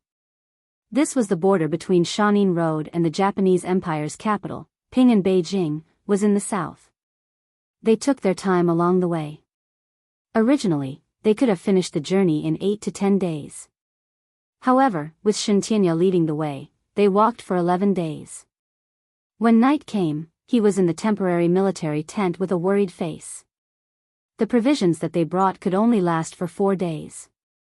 Once this news was spread, the morale of the 50,000 soldiers would be immediately disrupted. At that time, no one dared to imagine what would happen. At this moment, Fukada Tani felt like an abandoned child. He had a home but could not return. He had become a rootless tree. It was already late at night. Outside the tent, only the sound of patrolling soldiers could be heard. Fukada Tani was still standing in front of the map with a worried face. This time, they had to deal with the 5-star army. The shadow of the previous failure had not completely dissipated. Thinking of the power of the cannons and the bravery of the cavalry, he did not even have a 10% chance of winning. Although Ashikaga Yoshimasa had told him that the 5-star army had already attacked Nanhai Road, there should not be many soldiers left in Ping and Beijing. However, Fukuda Tani did not think this way. King Wunan of Damyang was in Ping and Beijing. How could he not leave some elite soldiers by his side? Not to mention other things, just leaving some firearms behind would be enough to stop them from advancing. It was true that there were 50,000 soldiers, but he knew better than anyone else what kind of quality they were. If they were fighting a smooth battle, they might have some skills. However, once they met a strong enemy, these people would probably run away. Such a strong opponent was actually sent to fight, and only 50,000 weak soldiers. This made Fukuda Tani want to curse. He suspected that this was Ashikaga Yoshimasa's plan to kill with a borrowed knife. Everything was because he lost Ping and Beijing, as well as a large amount of gold, silver, and provisions. But who could be blamed for all this? He believed that even if the great general had been in Ping and Beijing, he would have chosen to avoid him. Thinking of this, Fukuda Tani couldn't help but sigh helplessly. What made Kun Fukuda so worried in the middle of the night? The voice that suddenly sounded from within the large tent seemed so out of place in the silent night, yet it was also so clear that it could be heard. In an instant, Fukuda Tani felt goosebumps all over his body. Out of instinct, he couldn't help but yell, "Who is it? Is it a human or a ghost?" Seeing Fukuda Tani's big reaction, a person walked out from a corner of the tent and said with a smile, "Kun Fukuda, don't be nervous. An old friend has come to see you." Borrowing the dim candlelight in the tent, Fukuda Tani was finally able to clearly see the person who had arrived. He then said, "So it's Kun Matsumoto." Aren't you? Seeing that Fukuda Tani had finally reacted, Matsumoto Kazuma laughed and came to less than 2 meters in front of him. He said, "Yes, I've already defected to the 5-star army, but we're still friends, aren't we? We had the same experience. We were both abandoned by Ashikaga Yoshimasa, weren't we?" Matsumoto Kazuma's entry point was very good. He found the same experience that both of them had. Back then, he was also one of the people that the great general valued the most. However, when he didn't complete his mission well, he was met with a bloody massacre. If it wasn't for the 5-star army saving him, he would have already been a dead man. Fukuda Tani was the same. As a former famous person, he wasn't a nobody. Because he held a portion of the military power, he was also one of the people that the great general roped in. However, after the death of the emperor, the great general's strength grew again and again. His strength was no longer in the great general's eyes. Especially after losing Ping and Beijing, he didn't have a good day. He was always in fear and didn't know when the great general would come to find trouble with him. Now, it was even better. He brought 50,000 weak soldiers to battle. What he had to face was the 5-star army, which was known as the strongest in the world. This was clearly an act of seeking death. It wasn't an exaggeration to say that he was an abandoned child. On the contrary, it was very appropriate. In a way, the two of them were both abandoned children.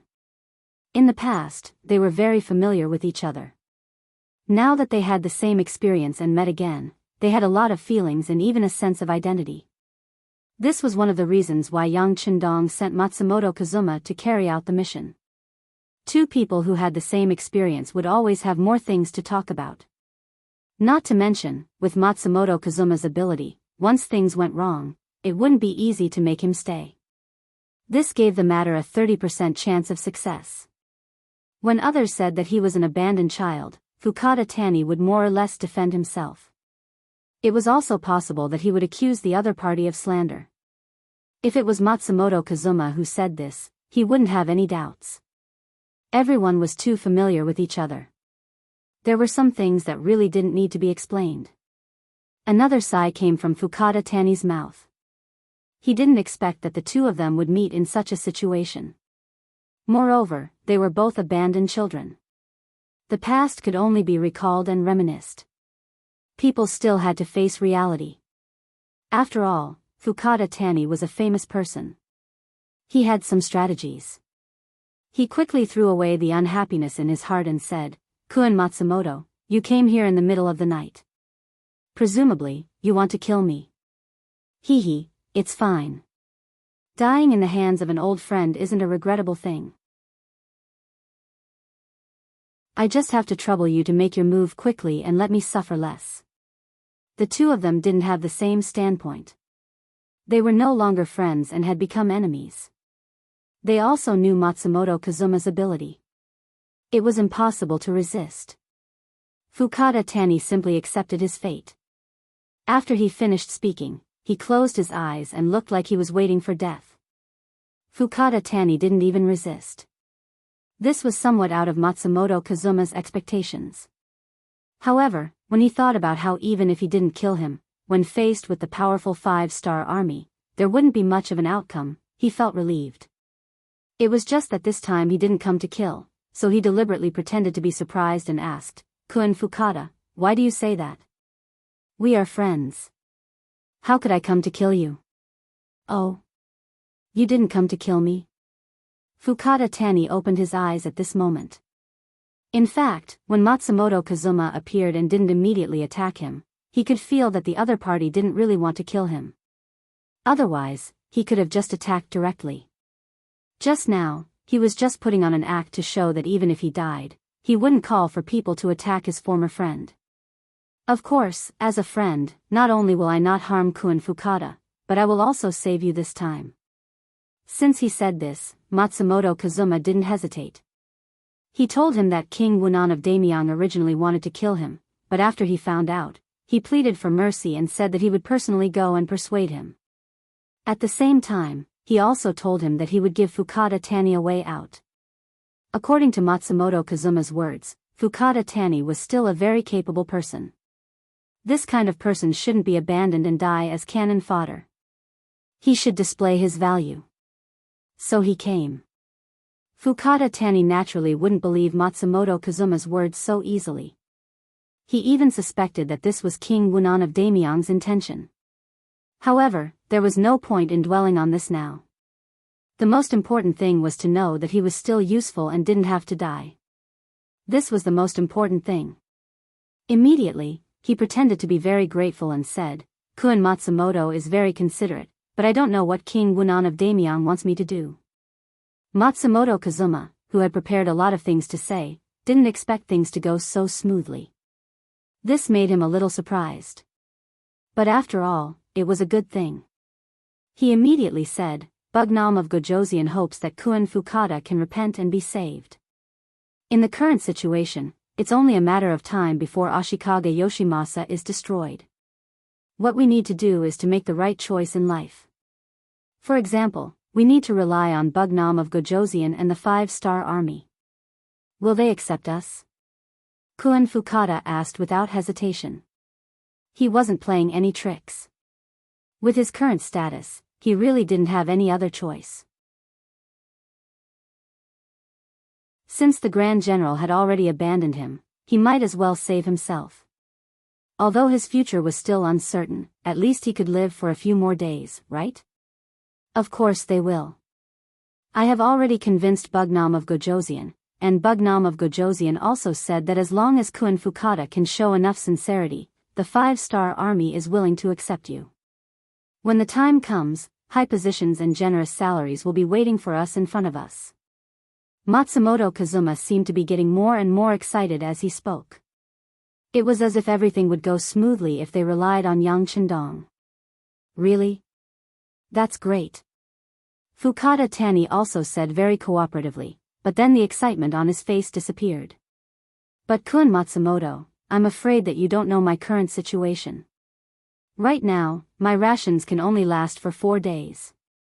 Once I don't have enough rations, I'm afraid that there will be a mutiny in the army. At that time, even if I want to rely on the 5-star army, I'm afraid that I won't have the strength and time to do so. That was a condition he was proposing. Since they were going to surrender, they should at least get something in return.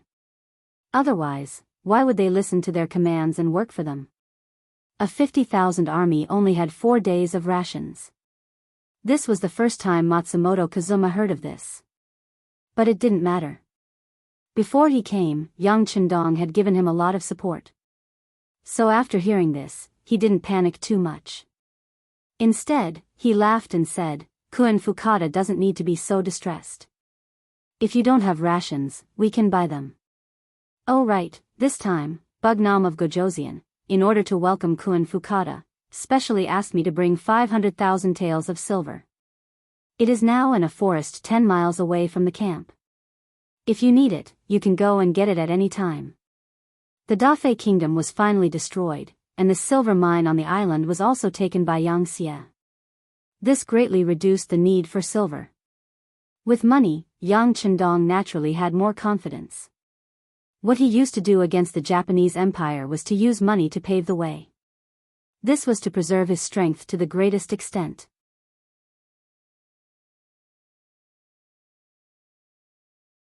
Chapter 11-12. When Fukada Tani heard that he had to spend money to buy food, he wanted to laugh coldly. If there really was money, then what else could he say? However, before he could complain, he heard the words 500,000 taels of silver. He immediately froze on the spot.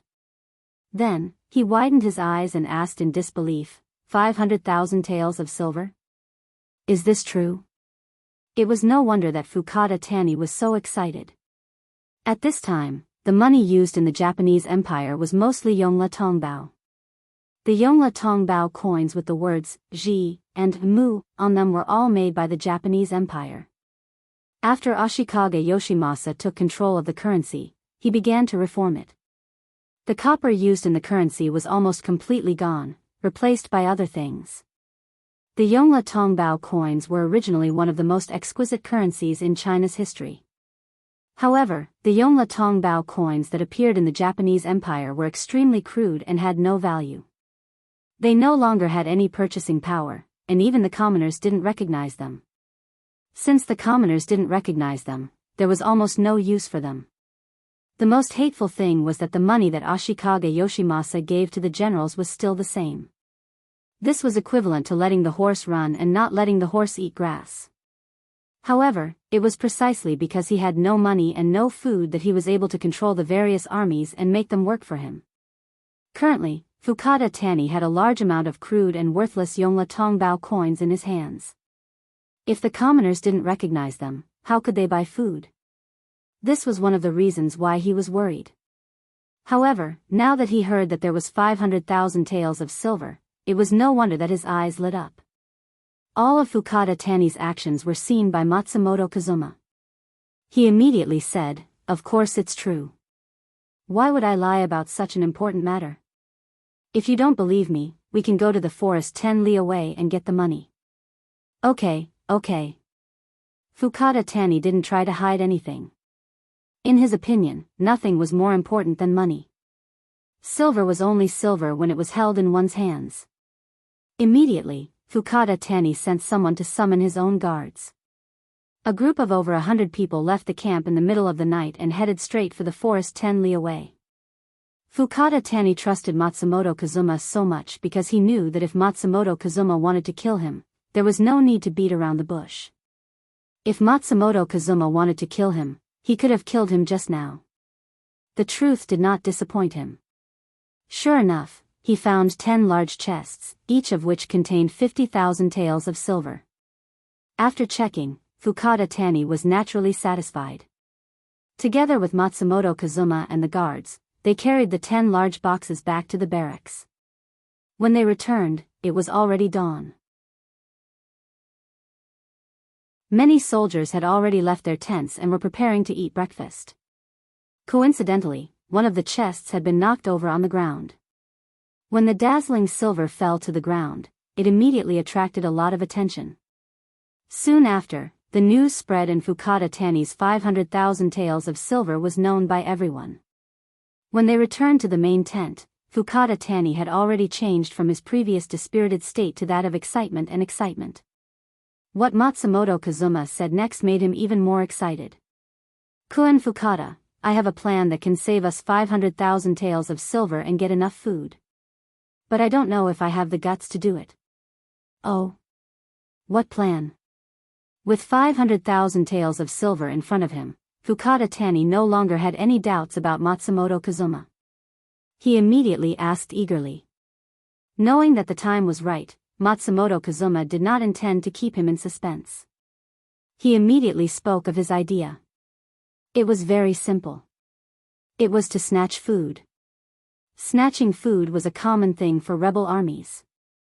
But to Fukada Tani, who had 50,000 soldiers, it would be very difficult to gather enough food by snatching food from the commoners. This was because the commoners would not foolishly leave their food at home. Instead, they would hide it. Moreover, without enough accurate information, not only would they not be able to snatch enough food, it was very likely that they would anger the commoners and lead to a chaotic battle, damaging their own strength. Thus, this was not something that an ordinary army would be willing to do. However, if they were to snatch food from other armies, the effect would be completely different.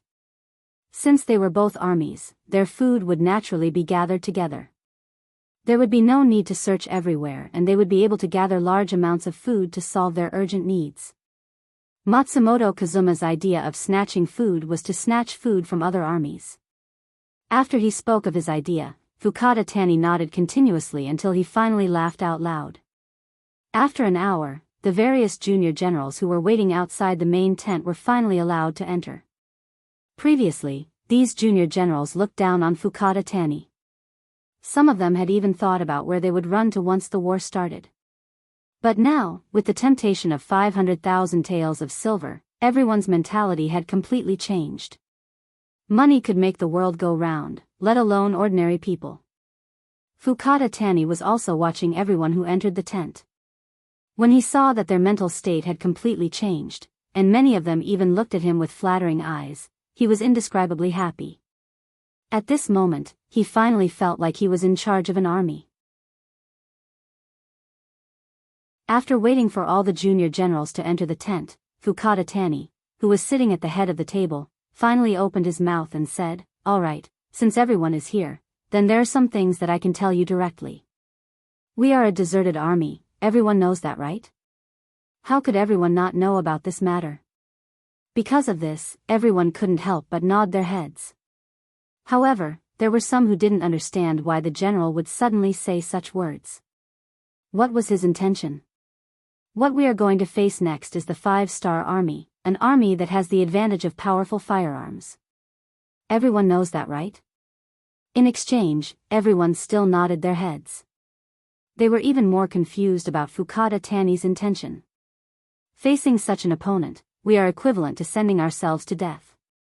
Does anyone have any objections? Still, everyone nodded their heads in unison. Therefore, Fukada Tani revealed his true intention.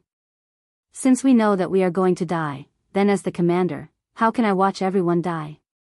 Therefore, I have decided that we will not attack Ping and Beijing. We will turn to the Shanin Road and attack the Maori regularization. The grain in his hands will be our target this time. That's right, this was the idea that Matsumoto Kazuma gave to Fukada Tani.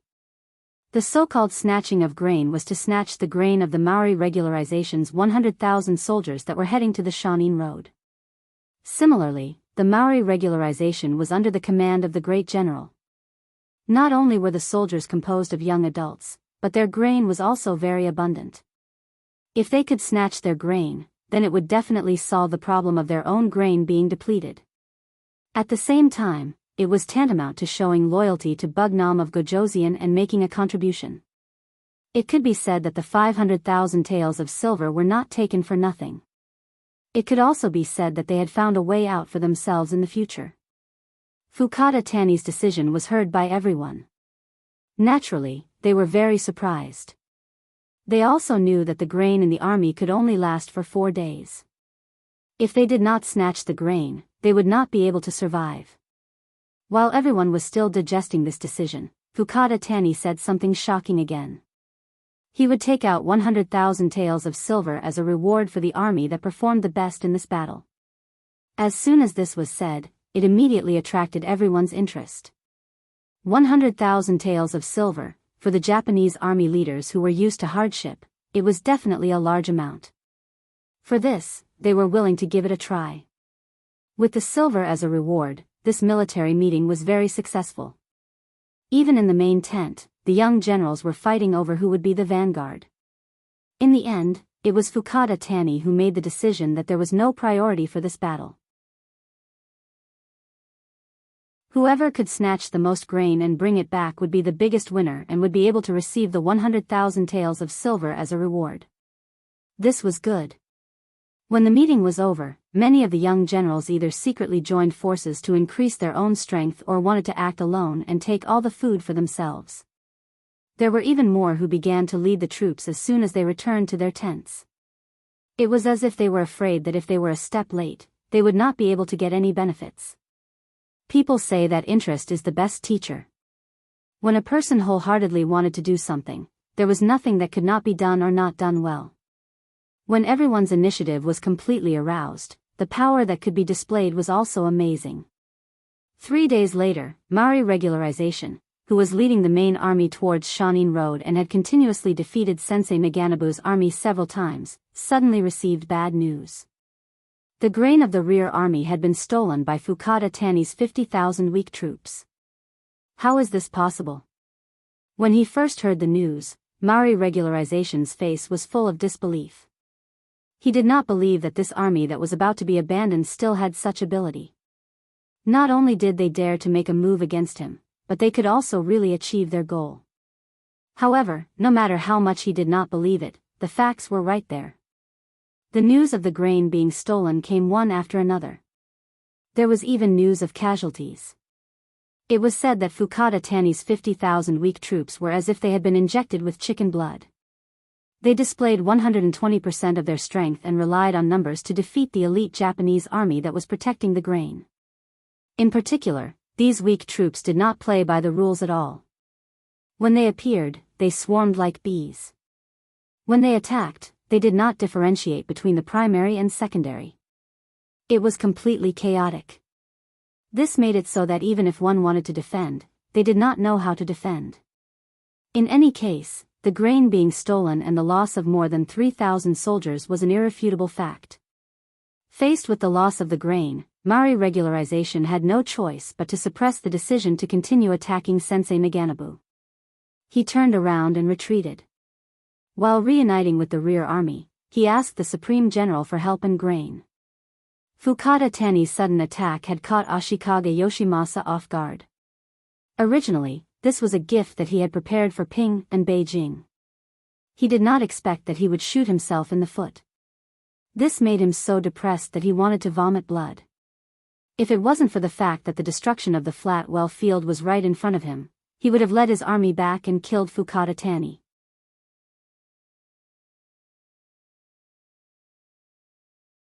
Chapter 11-13. When the news came, Yang Chendong breathed a sigh of relief.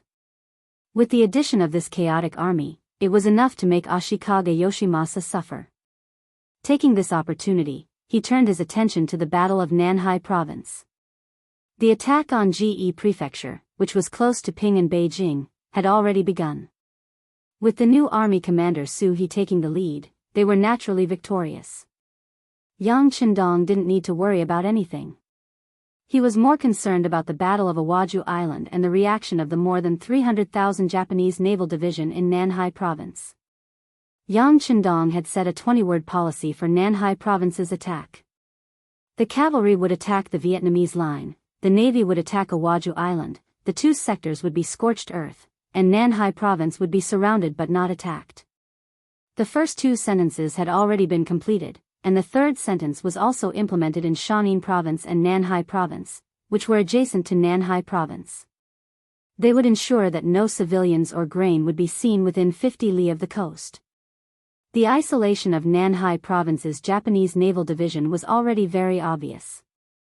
And if the Japanese army dared to enter within 50 li of the coast, the elite forces of the Cold Front, the extremely fast Cold 4th Division riding bicycles would teach them a lesson.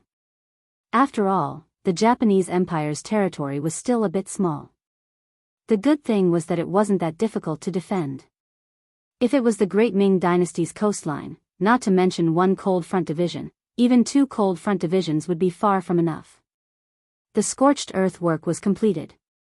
Next, it was time to see how long the Japanese army in Nanhai Province could last.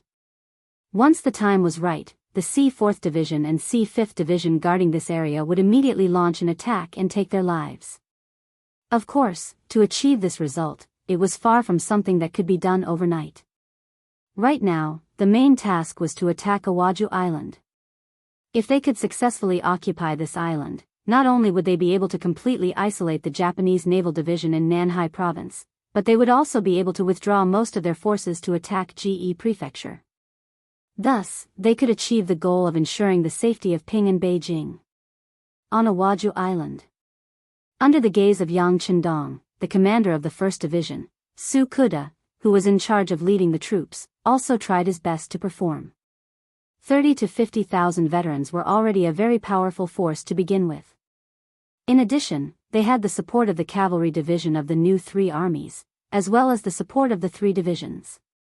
After they had landed on the Korean Navy's transport ships, they were able to display a very powerful force.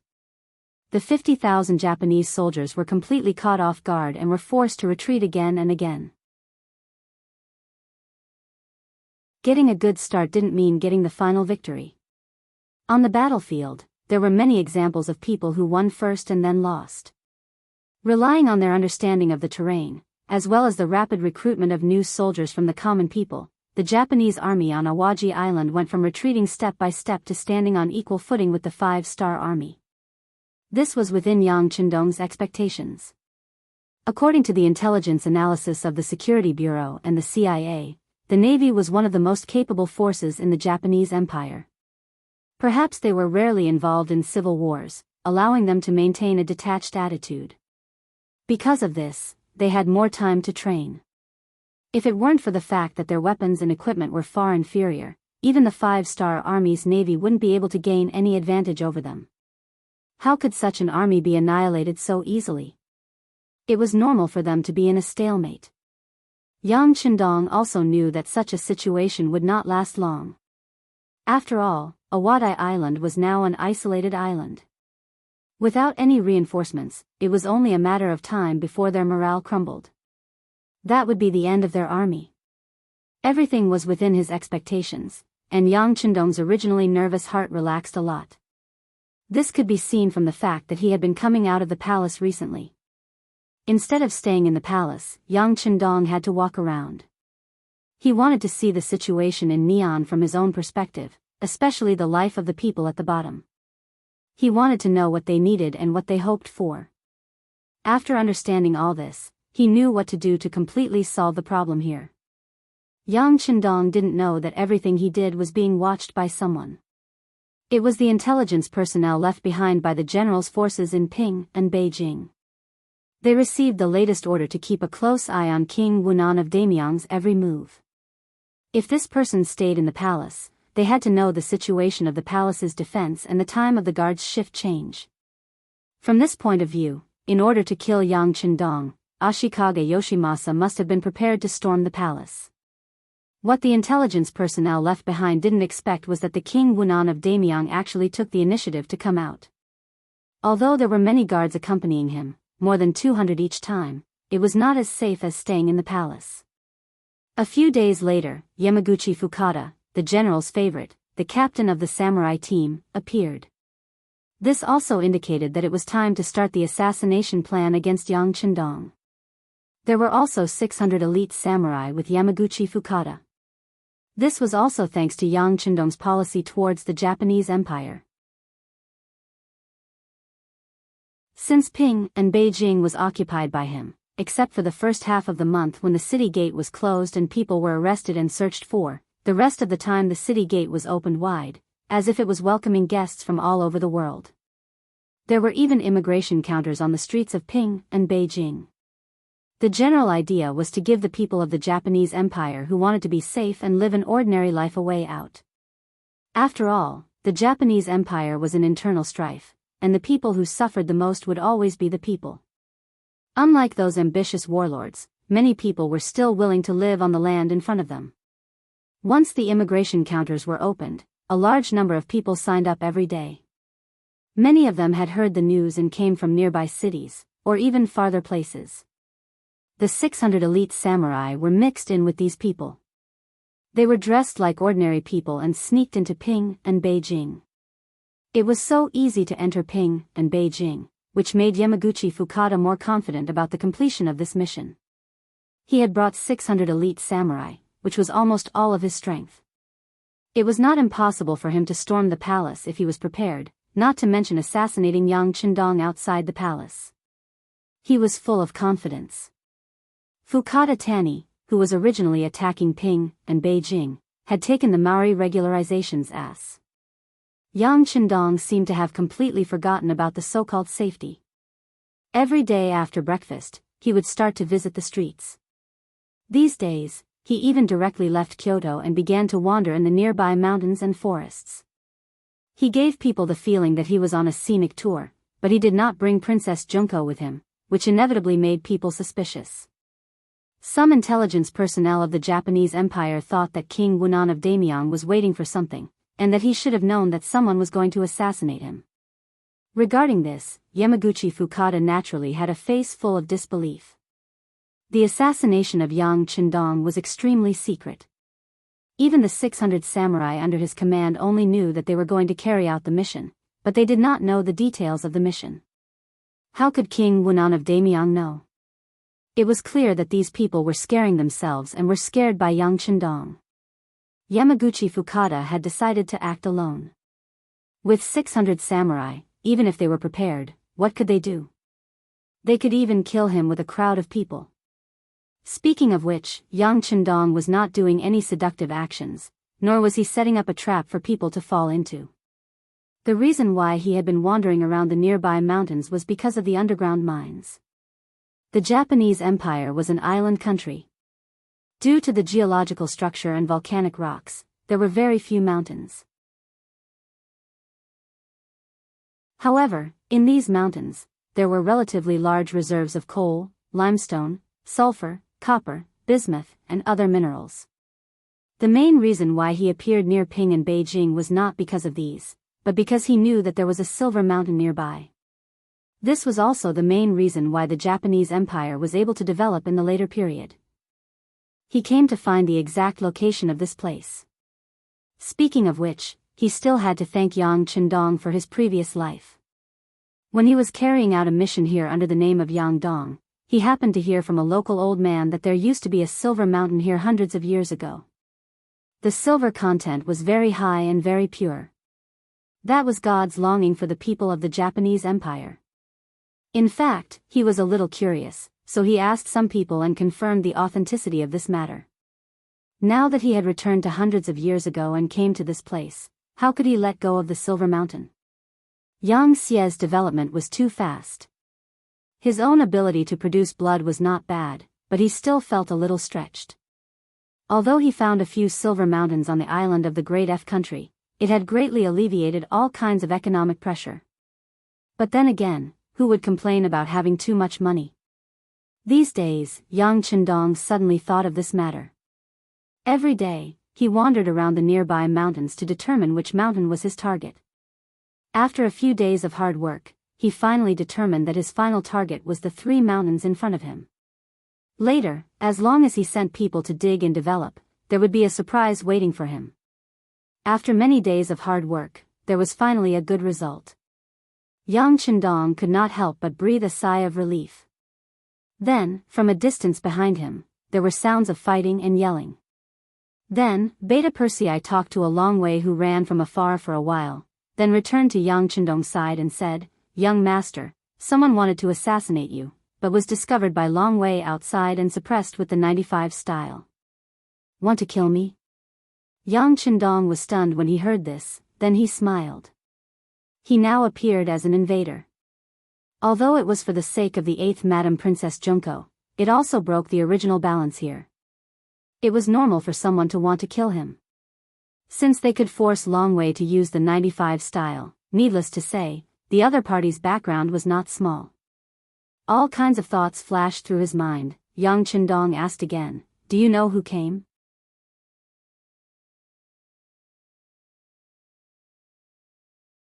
Chapter 11:14. I'll send someone to check it out. Beta Persei turned around and left. After a while, he took the 2 Long Wei soldiers and ran towards the direction where the gunshots came from. In that direction, Yamaguchi Fukada was smashing the ground with his fist. Some stones were smashed to pieces under the huge force, but he didn't seem to feel it at all. Samurai are different from ninjas. They can use the things around them, plus their own flexibility and speed, etc., to hide their body and achieve the effect of approaching the target at the closest distance. This way, they are better at assassination. In contrast, samurai's combat power is more powerful, but they are only strong in normal combat power. Every time they want to get close to the target, they have to make some big noise. Just like now, as soon as they made their decision, they were spotted by the dragon guards who were in charge of the outer perimeter security. After a failed warning, the dragon guards immediately opened fire. The dozens of warriors who were charging at the front were shot dead on the ground amidst the battle cries. The distance was at least 300 meters. The death of the samurai frightened Yamaguchi Fukada. He was forced to let the other samurai lie on the ground and try not to expose his body as much as possible. But at the same time, he was furious. This kind of opponent that he couldn't reach at all made him feel powerless. Under such a feeling, how could he be in a good mood? "Captain, let's retreat. The guns in their hands are too powerful, and they can fire continuously. If we rush up, we will only die." A samurai captain, who is also Yamaguchi Fukada's trusted aide, crawled to his side and said, "Should we retreat?" Yamaguchi Fukada was unwilling. This time, their appearance was so sudden, but they couldn't get close to the target. They didn't even see Yang Qindong's true appearance. If they give up such an opportunity, it can be imagined that it will be even more difficult to assassinate him in the future. But if they don't retreat now, what's the difference between lying here and waiting for death? Once more time passed and more 5-star soldiers appeared. Wouldn't it be impossible for him to retreat even if he wanted to? For the sake of his subordinate's safety, Yamaguchi Fukada finally made the decision to retreat and look for an opportunity. At this moment, he realized that the 5-star army had started to retreat. What's going on? Yamaguchi Fukada was puzzled at first, but then he thought of something and laughed. "I know, it must be because the other party's guns are out of gunpowder, or they are running out of gunpowder. Otherwise, why would they retreat when they have the upper hand?" Yamaguchi Fukada, who felt that he knew the truth, was filled with energy again. After a loud shout, he ordered his warriors to get up and charge forward. However, for the sake of safety, only a few dozen warriors stood up this time. They were also guarding against the enemy's muskets and didn't want to suffer too many losses. The few dozen warriors stood up and waved their katanas as they charged forward. The 5-star army on the other side was indeed only retreating. They only occasionally fired a shot or two, but they were far less concentrated and confident than before. Yamaguchi Fukada saw all of this and was very excited. With loud shouts, the warriors under his command all stood up and charged forward in a frenzy. Yang Qindong was standing in an open space at the foot of the mountain. On his left and right were 100 Longwei soldiers. At this moment, they were all holding the 95 style in their hands and stood proudly. In front of them, the 50 Longwei soldiers who were in charge of the periphery were quickly retreating.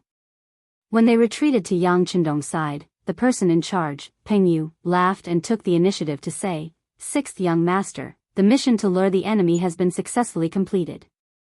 "Very good." Yang Qindong nodded with a smirk on his face. Of course, the retreat this time was not caused by a lack of bullets. After the assassination in Baiming's Kyoto Yongding Gate, the Longwei soldiers were fully equipped with bullets when they went out with Yang Qindong. 200 people could easily deal with an enemy 10 times their number, not to mention that this time they were facing an enemy 3 times their number. How could they not have enough bullets? However, he still made a move to retreat in order to eliminate all of them. Once they escaped and returned to Ping and City, they would be the biggest threat to his safety. Yamaguchi Fukada didn't know that when he saw that the enemy only had a few hundred people, which was a quarter of his forces, he couldn't help but want to look up to the sky and sigh. This was an opportunity given to them by the heavens. When the distance between the two sides was only 200 meters, Yamaguchi Fukada led the samurais closer step by step with a determined look on his face. Their speed was very fast. 180 meters, 150 meters. Soon, it was 120 meters. At this distance, those who had some strength could shoot with a strong bow. Finally, the Longwei soldiers raised their lowered muzzles one by one. With Beta Persei's order, bursts of fire spewed out from the muzzles and fell on the samurais opposite them one by one, forming little blood flowers. These were blood flowers, not snowflakes. With the appearance and production of these blood flowers, the samurais fell one after another in the process of charging. After several waves of attack, there were less than 200 people left in the team of nearly 600 people. Such a fast death rate made Yamaguchi Fukada's heart bleed after seeing it. This was the result of many years of hard work to train these 600 elites, but now, they died one by one without even touching the opponent's clothes or seeing the opponent's appearance clearly. This result was unacceptable. You guys retreat, the rest of you, charge with me. In order to leave a seed of hope for the samurais, Yamaguchi Fukada gritted his teeth and issued an order, forcing a team of 50 people to retreat, while he himself still resolutely rushed forward. Even if he was going to die, he wanted to die while charging forward. This was the only way to not disgrace the spirit of the samurai. But what happened next made Yamaguchi Fukada have the urge to vomit blood again.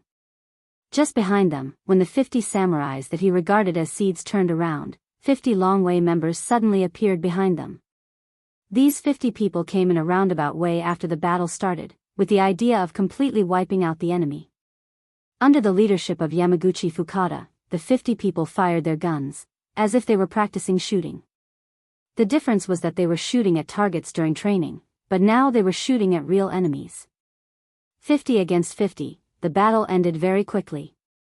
After hearing the gunshots and turning his head, Yamaguchi Fukada saw the scene of all the retreating members dying. At this time, there were less than 10 samurais standing beside him, and this was because the Longwei members showed mercy and did not continue to use them as targets. Otherwise, none of them would have survived. At this moment, the distance between the two sides was less than 80 meters. At a distance of 80 meters, the 95 style still had the advantage and completely controlled the situation. Beta Persei finally said, "You guys, surrender." Beta Persei shouted this sentence in Japanese. Although it was a little awkward, it was enough for the other party to understand what he said. Surrender? Yamaguchi Fukada's crazy face was constantly twisted. There was nothing more humiliating than surrendering to a samurai. Ninjas could surrender, but samurais could not. This had a lot to do with the requirements of their daily training and education. At this moment, Yamaguchi Fukada first shook his head, then shouted with all his strength, "I've heard that the 5-star Army's warriors are all good at fighting, but I don't know if you dare to fight with us in close combat and let us see your methods and abilities." This kind of scene often happened in later generations of TV dramas. Often, when the villain said this sentence, the omnipotent main character would appear. He would either hold a large sword or a red spear and go into battle alone. With just a few answers, he would be able to kill several Woku pirates. It was a very satisfying scene. But that was just a TV effect. In reality, no one would do that. Was it fun to take the risk? Moreover,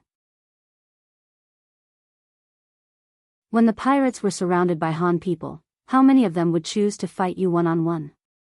Wouldn't they swarm you or shoot you to end your opponent's life? Idiot. Listening to Yamaguchi Fukada's challenge, Yang Chendong slightly opened his mouth and spat out these two words. Beta Persei, who had been by his side for a long time, already knew what kind of personality the young master had. He also smiled. This idiot in his ears was like an order to open fire. He first raised his right arm high, then quickly lowered it, bringing with it a burst of gunfire. Poor Yamaguchi Fukada, in the end, didn't even touch the corner of a Longwei's clothes. He was shot several times and died. Even when he died, his eyes were still wide open, as if he died with a grievance. After the investigation, a total of 603 corpses were found, including 2 intelligence personnel from the Japanese Empire. Yang Chendong casually ordered people to dig a big hole and bury them. Ashikaga Yoshimasa was a very sharp knife in his eyes. In the eyes of many people in the Japanese Empire, they represented a very powerful existence. They were not in Yang Chendong's eyes at all. They were just countless assassins who wanted to kill him, but in the end, they were killed instead. Yang Chendong really didn't have the slightest interest in them. Because this incident happened outside the city, it didn't attract any attention. Only some high-level members of the 5-star army knew about it. Matsumoto Kazuma, who had just returned from the Shanin Road, was fortunate enough to know about this news. His face was full of shock and stupefaction. For a long time, ninjas and samurai were like two life and death enemies. They became the two sharp swords in the hands of Supreme General Ashikaga Yoshimasa.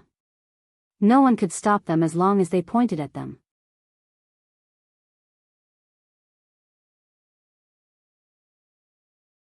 Chapter 11:15. But now, the ninjas surrendered to the 5-star army, and all the samurai were killed.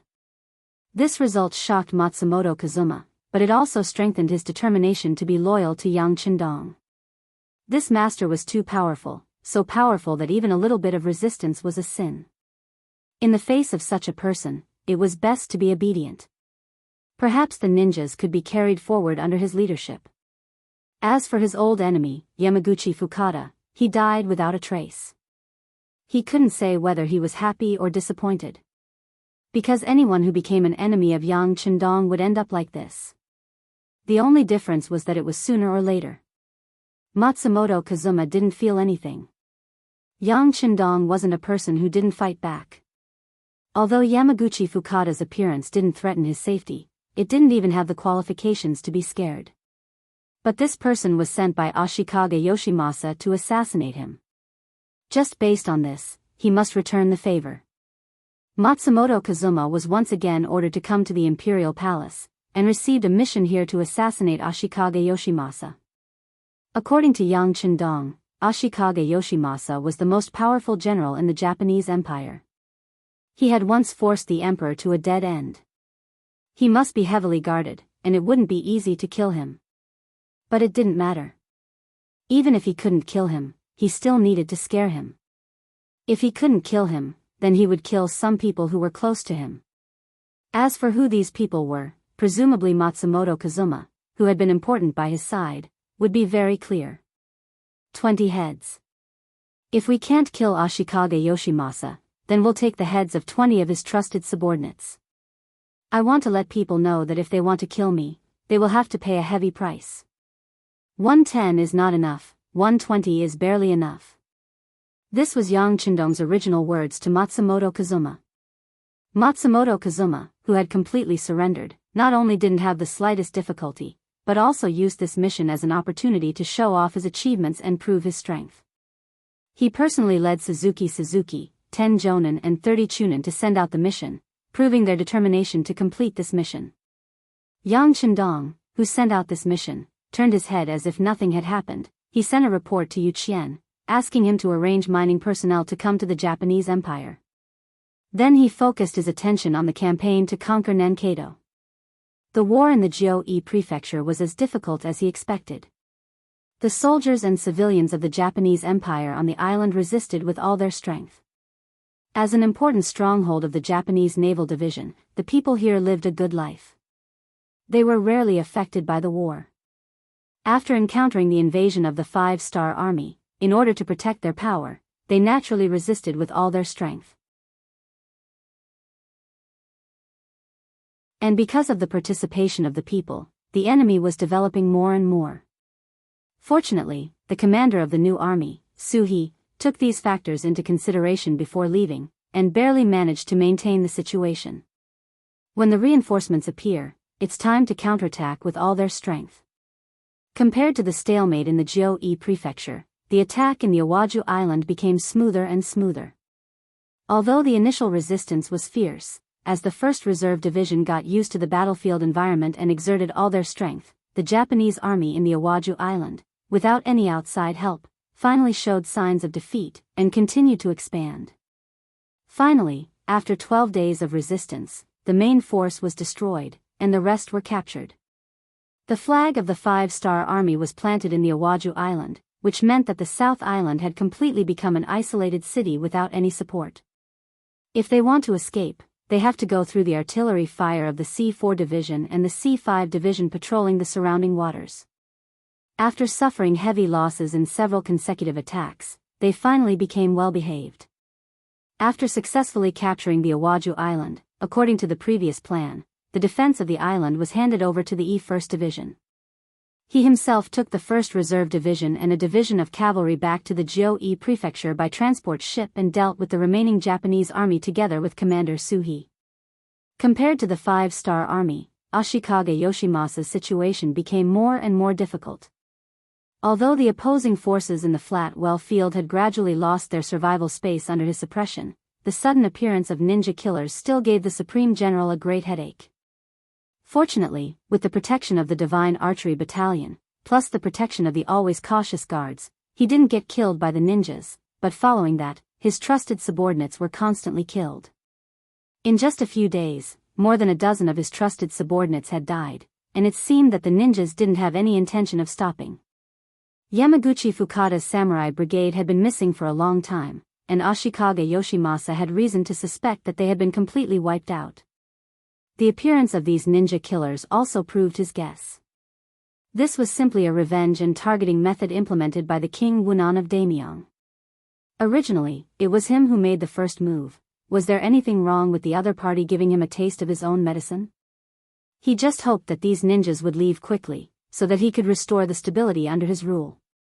Finally, the 20 heads of the ministers were gathered together, and the ninjas suddenly disappeared without a trace as if they had come. Ashikaga Yoshimasa felt that the wind had passed, and at the same time, he ordered the army to go down north, and launched the final attack on the flat well field that had less than 10,000 soldiers.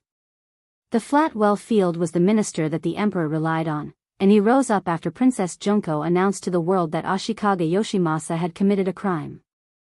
Logically speaking, even if he wasn't Yang Qindong's ally, he wouldn't be his enemy. But Yang Qindong didn't have a good impression of this person. Since you have so much power, why didn't you stand in front of the emperor earlier? If you did that, how could Ashikaga Yoshimasa be the dominant force? You didn't do that, but stood out after the death of the emperor and claimed to be righteous.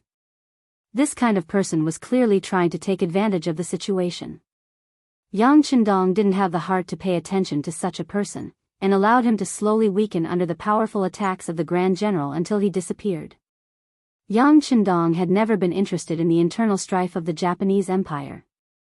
He was constantly accumulating his strength, waiting for the grand battle with Ashikaga Yoshimasa. At that time, the entire Japanese Empire would be decided. For the sake of this day, the foreign divisions formed by the various provinces were sent to Wanation by the Navy's transport ships.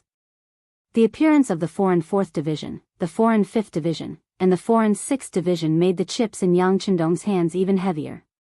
In the 8th month of 1458 AD, 8 months after Yang Qindong arrived in the Japanese Empire, Ashikaga Yoshimasa finally dealt with the biggest opposition to him, the flat well field, and killed him in the midst of the chaos. Then, he began to mobilize his troops, looking as if he was going to head straight for Ping and Beijing. A great battle to determine the ultimate leadership of the Japanese Empire was about to begin. After Flat Well Field was killed, the Grand General Ashikaga Yoshimasa, who had successfully taken over the Hokuriku province, quickly received a letter of surrender from the ruler of the northernmost Hokuriku province. At this point, he became the new king of the Japanese Empire. If it wasn't for the sudden intervention of the Five-Star Army, his power would have far surpassed that of the deceased emperor. Ashikaga Yoshimasa, who had reorganized the army left behind by Hireda's death, and recruited a lot of new troops from the local area. His army had reached a total of 500,000 men, and he led his army down south, heading straight for Heian City. From his point of view, it was time to settle the grudge between him and Yang Qindong. The Awaji Island and Ge Prefecture had already been taken by Yang Qindong, and only Nankado was not in his hands. However, that didn't matter anymore. With the C4th Division and C5th Division keeping an eye on that place, and with the absolute advantage of the high-tech artillery, the other side had no chance of escaping.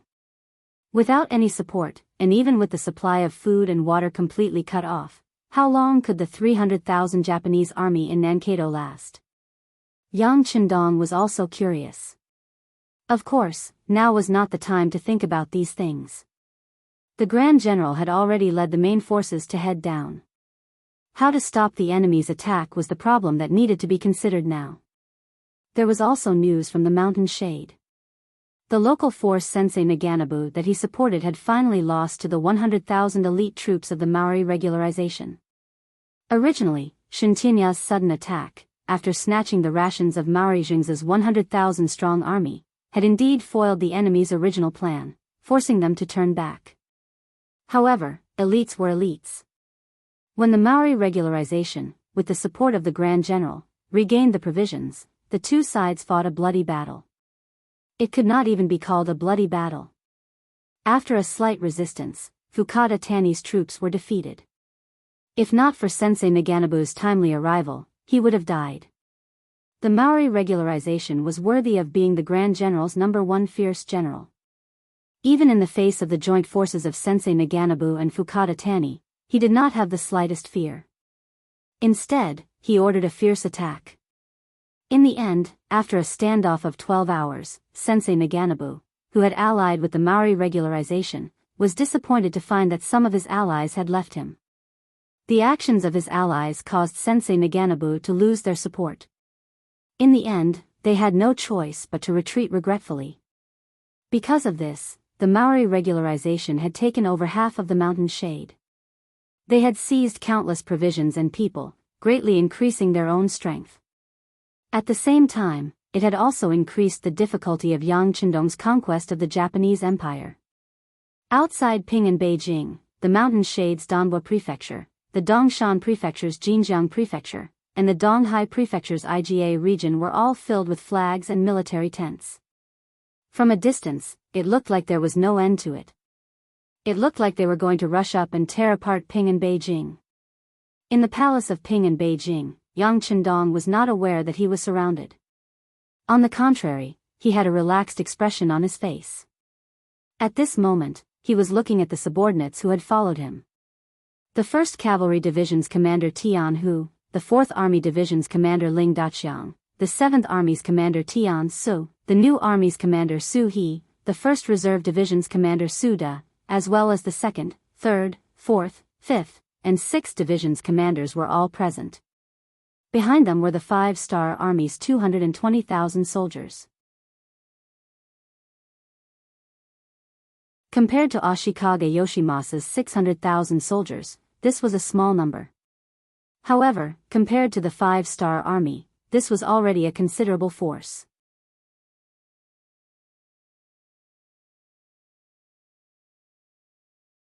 Chapter 11:16. Apart from a few foreign tribes, the rest were all elite soldiers who had been through hundreds of battles.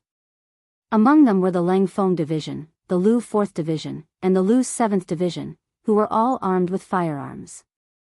And all these people were gathered together just to defend the peace capital, so Yang Chendong really didn't feel any pressure.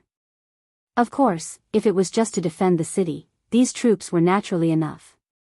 But Yang Chendong didn't just want that. He wanted to conquer the entire Japanese Empire. Especially when Beiming boasted of its wings and gradually began to show its fangs, the pressure on the new 1st Army and the new 2nd Army on the grassland was increasing day by day. If the problem couldn't be solved, unpredictable things would happen at any time. Beiming's development over the years, especially since the mobilization of the entire army, had risen to 4 million troops. Just this huge number alone was enough to have a deterrent effect. Against them, even Yang Chendong didn't have the confidence to win. Ants could bite an elephant to death. It wasn't just a saying. Therefore, in the eyes of others, Yang Chendong, who should be defending Ping and Beijing, had decided to launch a counterattack. He wanted to eliminate the main force of Ashikaga Yoshimasa, so as to quickly get out of the quagmire of war in the Japanese Empire. The war in the Japanese Empire had been going on for 8 months. Compared to taking down the Golden Border dynasty in 30 days and taking down the other Southeast Asian countries in 2 or 3 months, the delay here was really too long. The longer the war dragged on, the greater the investment, and the greater the pressure on money and food. This was naturally not a good thing for young Xie, who was still in the development period. Even if it was to solve the pressure in other aspects, the war here should be over. The people present at the meeting were all the troops Yang Qindong had to attack the Japanese Empire. Yes, at this moment, he couldn't find any more reinforcements. Although the five-star army was strong and had developed over the years, their military strength wasn't too little. However, they had occupied too much territory and there were too many places that needed to be guarded. These 200,000 plus soldiers were already the majority of Yang Qindong's mobile forces. When Yang Qindong's gaze landed on the generals, everyone's gaze also converged on him. Upon closer inspection, one could see that their breathing was slightly rapid. Clearly, they had also guessed the theme of this meeting. They knew that the war was about to begin, and that the time to make a great contribution had come. Compared to the nervousness in the hearts of the generals, Yang Qindong was extremely relaxed. The reason why he made this decision was because of Dacang. Yang Xie's growth today was all thanks to Okura. From small daily necessities to big guns and cannons, Yang Xie earned a lot of money and expanded his power. Advanced technology and weapons that were hundreds of years old were the key for Yang Qindong to become stronger and achieve his great goals. This time, with 200,000 plus soldiers against 600,000, Yang Qindong also had to rely on Okura's strength. A completely feasible plan was already in his mind. Now, all he had to do was to realize it and set the foundation for conquering the entire Japanese Empire. Are you all very excited? After a moment of silence, Yang Qindong's voice finally rang out. When it reached the ears of the generals, they couldn't help but laugh. Yes, this is indeed a good time for you to make a contribution. This battle will also be our victory, a moment that will forever be remembered in history. Is everyone ready? When Yang Qindong's voice resounded through the entire imperial palace, all the generals replied in unison, "Be ready at all times." Very good. Satisfied with everyone's answer, Yang Qindong once again said in a clear voice, "Generals, listen up." At the same time, in the Japanese army's camp, Ashikaga Yoshimasa was also holding a military meeting. Many of his subordinates stood on both sides, waiting for the general to make a strategic decision. Their military strength was almost 3 times that of the five-star armies. They were also very familiar with the terrain and had the support of millions of Japanese Empire citizens. Ashikaga Yoshimasa couldn't see any possibility of failure. At one point, he even thought that the five-star army was able to conquer Ping and Beijing because they took advantage of a loophole. If it wasn't for the internal strife that was too serious, how could the five-star army achieve such results? Yes, the five-star army had powerful firearms, and their power was very great. However, when facing the charge of hundreds of thousands of soldiers, firearms could only play a supporting role. In the end, it still depended on the strength of the soldiers. Otherwise, there wouldn't be a history of small guns and rifles defeating cannons and machine guns. Besides, the Japanese Empire didn't have any firearms at all. They also had some ordinary red coat cannons, about 100 of them. These were the ones that Ashikaga Yoshimasa took the initiative to submit to Beiming's emperor, Zhu Qiyu, and were transported by sea. As for ordinary firearms, they also had about 5,000 of them. Although they were far inferior to Lang Feng's Type 95 and Type 81 rifles, they could still fire up to a few hundred meters away, which could boost the morale of the soldiers. The most important thing was that they had enough military strength and the support of the citizens. This was also where the general's confidence came from. Other than the Northern Land Road, which was affected by the war, the grain fields of Donghai Road, especially the Dongshan Road, which was the largest area, were almost unaffected. With enough food, even if they faced the five-star army for a few years, they could still hold on. Compared to the five-star army, who had to rely on sea transportation for all their food and drink, they already had a natural advantage. With such confidence, Ashikaga Yoshimasa, who was sitting at the head of the table, had a smile on his face throughout the meeting. In the end, after everyone's discussion, they came up with a final battle plan, which was to use a protracted war, using attrition as the main strategy. In the end, they would force the Five-Star Army to retreat from the Japanese Empire and achieve their goal of independence. Doesn't the Five-Star Army have cannons? Moreover, they can fire up to a distance of 13 miles. Good, then our general's tent will be 13 miles away, maintaining a safe distance from you. As long as the general is fine, the front line won't collapse. They wanted to see how many cannons the Five-Star Army had, how many cannons they had, how many cannons they had, and how many cannons they had. Just from this point alone, Ashikaga Yoshimasa's mind was still very clear. At least, he didn't choose to attack Ping and Beijing. Otherwise, with a strong city and powerful cannons, he would be the one at a disadvantage. However, if it was a confrontation, then it would be completely different. Especially since Beiming had sent news that they were about to encircle and annihilate the Five-Star Army on the grasslands. As long as they could hold the Five-Star Army's main force here, once the grasslands fell, their minds would be in chaos. At that time, it would be time for them to retreat without fighting. With the help of their allies, they only needed to continue the confrontation. Holding the Five-Star Army's main force would be a great achievement. What was there to be afraid of? After the meeting, the generals returned to their respective camps. A large net was spread out, and it was as if they were in a confrontation. At the same time, all the generals' tents were moved to a place 15 miles away from Ping and Beijing to ensure that nothing would go wrong. The movements of the Japanese army were collected by the intelligence department and sent to Yang Qindong. Looking at the result that was as he expected, Yang Qindong only sneered.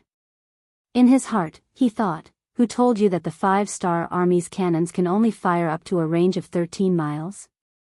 The so-called 100mm mortar was only used by the Cold Vanguard Army because it was convenient to carry around. In the warehouse, who knew how many powerful cannons were not taken out? For example, the Type 86 122mm howitzer. The Type 86 122mm howitzer was based on the Soviet Union's D-30 122mm howitzer. According to the needs of modern warfare, the Type 86 122mm howitzer was developed in 1985 to replace the old Type 54 and 54-1 or 122mm howitzer. The Type 86 122mm howitzer's barrel was longer, and it was 30 times the caliber. It weighed 3.2 tons and had a firing rate of 6 to 8 rounds per minute. It had a 360 degrees firing range. It could use anti-personnel grenades, armor-piercing bullets, extended-range bullets, smoke bombs, flares, anti-armor shrapnel and many other types of ammunition. The range of normal shells was 18 kilometers, and the range of concave extended-range bullets was 21 kilometers. The Type 86 used anti-armor shrapnel that contained 30 bullets. It had an armor-piercing thickness of 500 millimeters and a maximum range of 15 kilometers. Compared to other types of howitzers, the Type W86 structure was compact, easy to operate, long range, high accuracy, simple manufacturing, and low cost. It could be said that it caught up with the world's advanced standards. Especially the Type 86's 360 degrees firing range and long range, it was second to none in the world. The range of the Type W86 was 15 kilometers, which was twice the range of the 100mm howitzer. It could definitely catch the enemy off guard. In Ping and Beijing's national treasury, there was a 122mm howitzer. As to when it appeared and why it appeared, no one knew. However, they knew that it was very powerful. At this point, it had to be said that Yang Qindong had set up a persona for himself. He rarely explained anything that was taken out of the warehouse. At first, some people were curious about where the things came from. Beta Persei had also made mistakes in this regard. He even chased after Yang Qindong for an answer. The answer was that he did not get any answer and was even arranged to train in the army. This scared Beta Persei. He was not afraid of hardships as a soldier, but he was afraid that he would lose his identity as a Yang family servant. After training for a while, he returned to Yang Qindong's side and kept his mouth shut. He knew what to ask and what not to ask. Even Beta Persei was like this. It could be imagined that other people would not dare to ask so many questions. Because of this, Yang Chendong became even more mysterious. When the 122mm howitzer appeared in front of several generals, they were inevitably shocked. Some of them had heard some news that there were some powerful cannons being developed in the arsenal of Qiqian City, but no one had seen what it looked like. Now that they finally had the opportunity to feast their eyes, they were naturally surprised and excited.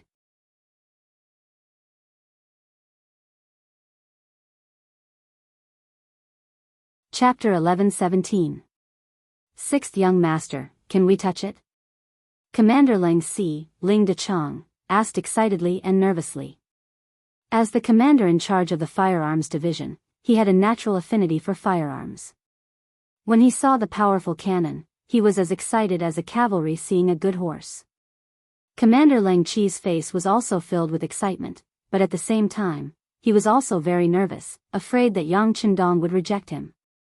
Fortunately, Yang Chendong nodded with a smile. Of course, this thing isn't made of paper. It won't break. This sentence also caused the crowd to burst into laughter. Then, everyone walked up and touched the metal thing that was rumored to be powerful. Even the commander of the 1st Cavalry Division, Tianhu, looked at it curiously. In the era of cold weapons, cavalry was already a very powerful existence. The Mongol Empire was the one who used them to the extreme, and they had once conquered a huge piece of land. It wasn't until firearms appeared that cavalry went from glory to decline. Based on this, Tianhu shouldn't like firearms. Just like the commander of the new army, Su He, who led a cavalry division, he obviously didn't like firearms. He thought that the appearance of firearms suppressed the development of cavalry. As a student of the Yang Family Academy, Tianhu didn't think this way. Or rather, he didn't like it, but his rationality told him that the situation was irreversible. Since that was the case, it was better to learn more and accept new things and new technology so that they wouldn't be eliminated by society. After a quarter of an hour, the entire body of the 122mm howitzer had been touched by everyone. Yang Chendong said, "You've seen the cannon. Next, it's up to you guys to see how you perform. In short, you must find Ashikaga Yoshimasa's main tent. Only then can the power of the cannon be maximized and it's time for us to counterattack." Understood. When it came to serious matters, all the generals became serious and replied in unison. Yes, Yang Chendong's plan was to capture the ringleader first. As long as they could bombard Ashikaga Yoshimasa, without a leader, the next battle would be easy. Speaking of which, this wasn't the first time Ashikaga Yoshimasa was threatened by cannons. When the emperor was still alive, he had bought the Type 59-1 130mm cannon from the 5-star army through his daughter, Princess Junko. This cannon had a longer range than the Type 122mm howitzer, and he had spent a total of 10,000 to 20,000 taels of silver to buy it. It could be said that the emperor had used up all his money. The 122mm howitzer was only halfway to its target. This time, if it wanted to show off its power, it had to find Ashikaga Yoshimasa's specific location first. This matter could only be entrusted to the various generals, and the generals who already knew everything were all thinking about how to complete this mission and earn some merit. Outside Ping and Beijing, the 500,000-strong Japanese Empire's army stood in a continuous line. They maintained a distance of more than 10 li between the two sides, indicating that they were cautious and prepared. All the generals' tents had to be pushed back by 5 li to make it safer. However, as the great general, the commander-in-chief of the three armies, Ashikaga Yoshimasa's tent had to be pushed back by 5 li to make it safer. The distance of 25 li from the city gate made Ashikaga Yoshimasa's entire body feel safe. Especially when there were several fake main tents in the surroundings. Unless the high-ranking generals knew the inside story, it would be difficult to tell which one was the real main tent and which one was his shelter. Some people didn't think much of Ashikaga Yoshimasa's cautiousness and thought that it was a sign that he was afraid of the 5-star army. However, for the great general who had almost lost his life to the cannons, he believed that facing the 5-star army with their advanced cannons, no matter what he did, it wouldn't be too much. This was because he had personally witnessed the scene of the great general's mansion being razed to the ground. It could be said that he would never forget it. After suffering a loss, he had to remember it. This time, Ashikaga Yoshimasa had set up his main tent in front of the rear army. After the middle army, it was 25 li away from Ping and Beijing. Not only that, but he had also created several fake main tents to cover himself. He didn't believe that the 5-star army could do anything to him this time. In modern warfare, military headquarters were built very hidden. Even radar couldn't detect it. This was because they were worried that the enemy would directly lock onto them and kill them. Speaking of which, this was called being cautious. In comparison, although Ashikaga Yoshimasa had also made some preparations, his level was too low. As the director of the Japanese Empire's Intelligence Bureau, Guanxing had already made arrangements. He was just waiting for Ashikaga Yoshimasa to reveal his approximate location and report it through the radio. What the 5-star army needed to do was to force out Ashikaga Yoshimasa's exact location. As for how to do this, it wasn't difficult. They only needed to launch a large-scale attack. Once the enemy's formation was in chaos, the main tent with the most people would naturally be the target of their attack. It's up to you. On top of the North City Tower in Ping and Beijing, Yang Chendong, who was wearing a golden armor, looked at the generals below with bright eyes and spoke with confidence. Please rest assured, 6th young master. All the generals who led the troops were also very excited and replied with a firm expression.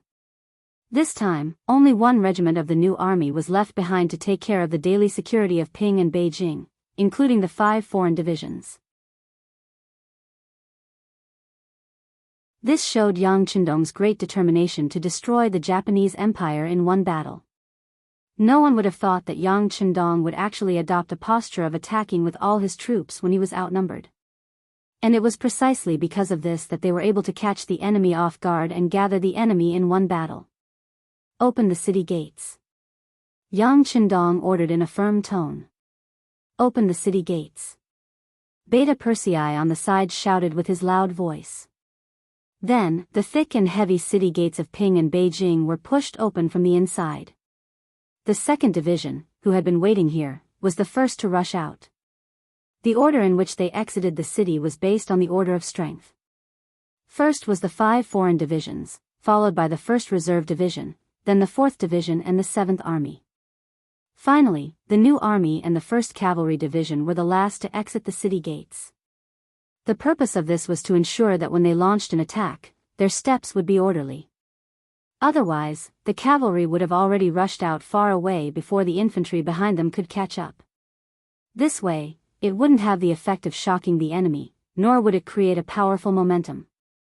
One by one, the 5-star army walked out of the city gates and approached the Japanese army on the battlefield. When this scene was seen by the scouts, they immediately reported it to the generals of the front army. After that, the news continued to be reported to the main tent at the rear.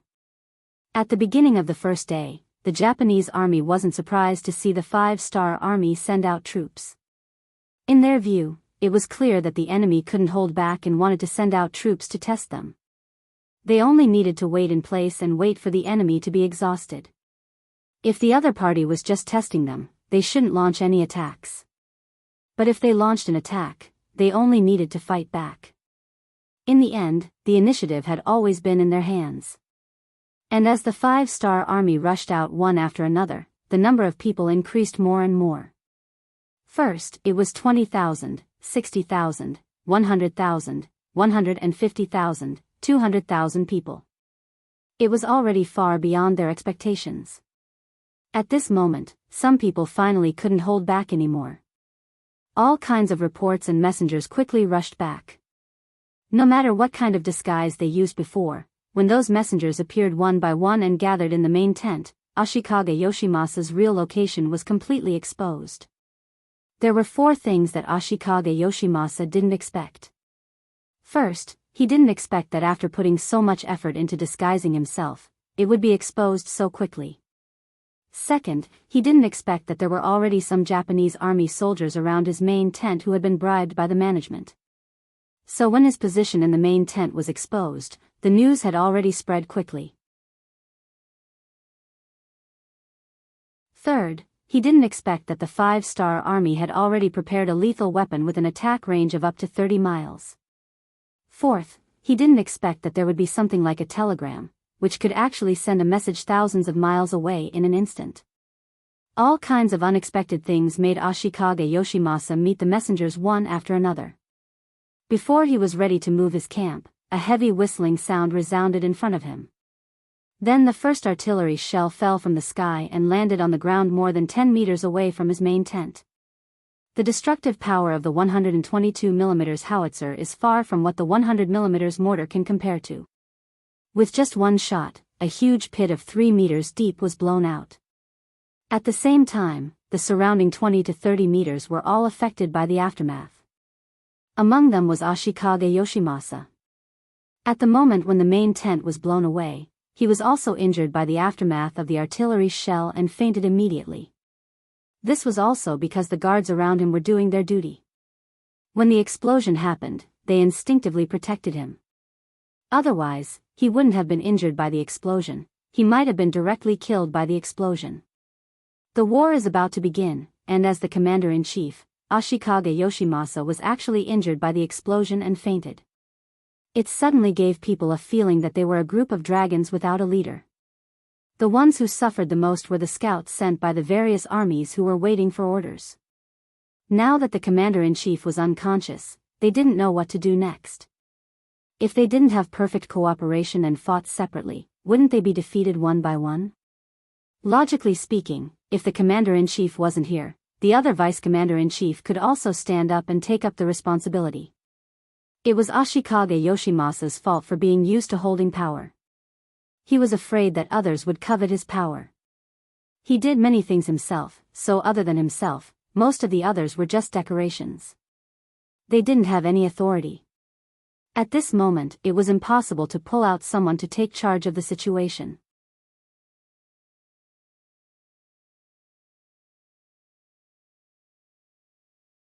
Chapter 11:18. The other deputy commanders knew that it was useless to say anything now. They arranged for people to protect the unconscious Ashikage Yoshimasa as they retreated. At the same time, they said to the scouts who had not been assigned to work, "Go back and tell your general to defend with all his might. Once the general's body gets better, he will immediately arrange for a counterattack." After they finished speaking, the people in the main tent began to quickly retreat. Needless to say, these people could already see that the situation was unfavorable. If they did not escape now, they would not have any chance to escape. The other scouts looked at each other, then helplessly shook their heads and left. The so-called words of the deputy commanders were not credible at all. What did they mean by defending with all their might? What should they do without a plan? Who would protect them from the flanks? Without a plan, wouldn't they fall into danger at any time? The scouts were very confused. The only thing they could do was to report back what they saw. As for what to do, it was up to their general to decide. A cannon from afar blew up the army camp, and the general was crippled before the battle began. The news of Ashikage Yoshimasa being injured and unconscious quickly spread through the army camp. It also reached the ears of Guanxing. Another urgent telegram was sent to Yang Chendong. This made him, who had been bitterly waiting for news, unable to help but heavily slapped the desk in front of him. He laughed heartily and said, "Good, the heavens are helping me. Pass down the order, the entire army will attack according to the plan. Take advantage of the enemy's weakness and take his life." Without a general, the enemy was like a person without a brain. Even if he had 4 limbs and was powerful, what was the use? He was just a human punching bag. On the main battlefield, Yang Chendong's order was quickly passed down to the various troops by the scouts. The 5-star army, who had been waiting for the final attack, became excited. Their battle cries were loud, and could be heard clearly from more than 10 miles away. Then, the army attacked, heading straight for the enemy camp. Back to the Japanese army, the news of Ashikage Yoshimasa being knocked unconscious had already spread. This made some of the generals have a bad feeling. On the battlefield of 500,000 soldiers, without a unified command, how chaotic would it be? If they couldn't cooperate with each other, how could they unleash their strength to the extreme? Since that was the case, should they choose to fight against the five-star army's main force without any command? Or choose to retreat? Everyone had different ideas and thoughts. He kept making more and more choices between fighting and retreating. As a result, there were people retreating and people fighting. Not to mention the retreating army, after they left the battlefield, there were a lot of empty positions, which was the most fatal. As a result, some of the Japanese army suddenly realized that they had no allies left or right. What was originally a united front became a lone army. At this time, the five-star army quickly filled in the gaps and occupied these unoccupied lands. Then, they attacked from the front, left, and right. The Japanese army that stayed behind to defend became targets. When faced with attacks from three sides, their defensive line quickly collapsed, and then they were defeated. The good situation was ruined in an instant. Especially the cavalry of the 1st Cavalry Division and the new army, wherever they went, no one could stop them. Infantry was inherently weak against cavalry, and the morale of the army was shaken. The outcome seemed to have been decided long ago. This directly led to the encirclement of the Japanese Empire's lone army. They were heavily injured, and then they surrendered. When the 5 foreign divisions arrived at the front lines, they could only accept prisoners and various supplies. This made them somewhat unwilling. But there was no other way. In terms of speed and impact, they were far too inferior to cavalry.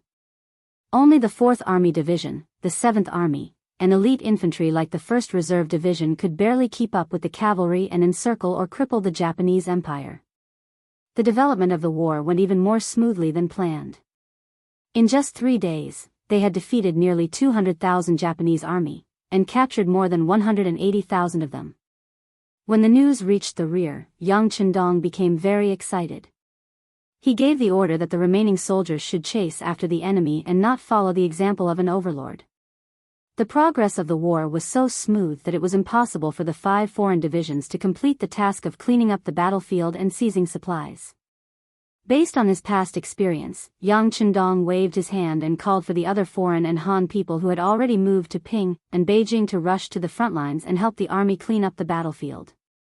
They would then distribute the spoils according to their work and reap the benefits. After coming to this world, Yang Chendong felt that some things had changed. For example, using firearms to defeat cold weapons wasn't as exaggerated as it was described in history, where a few people could defeat thousands or even tens of thousands of people. Everything depended on the will to fight.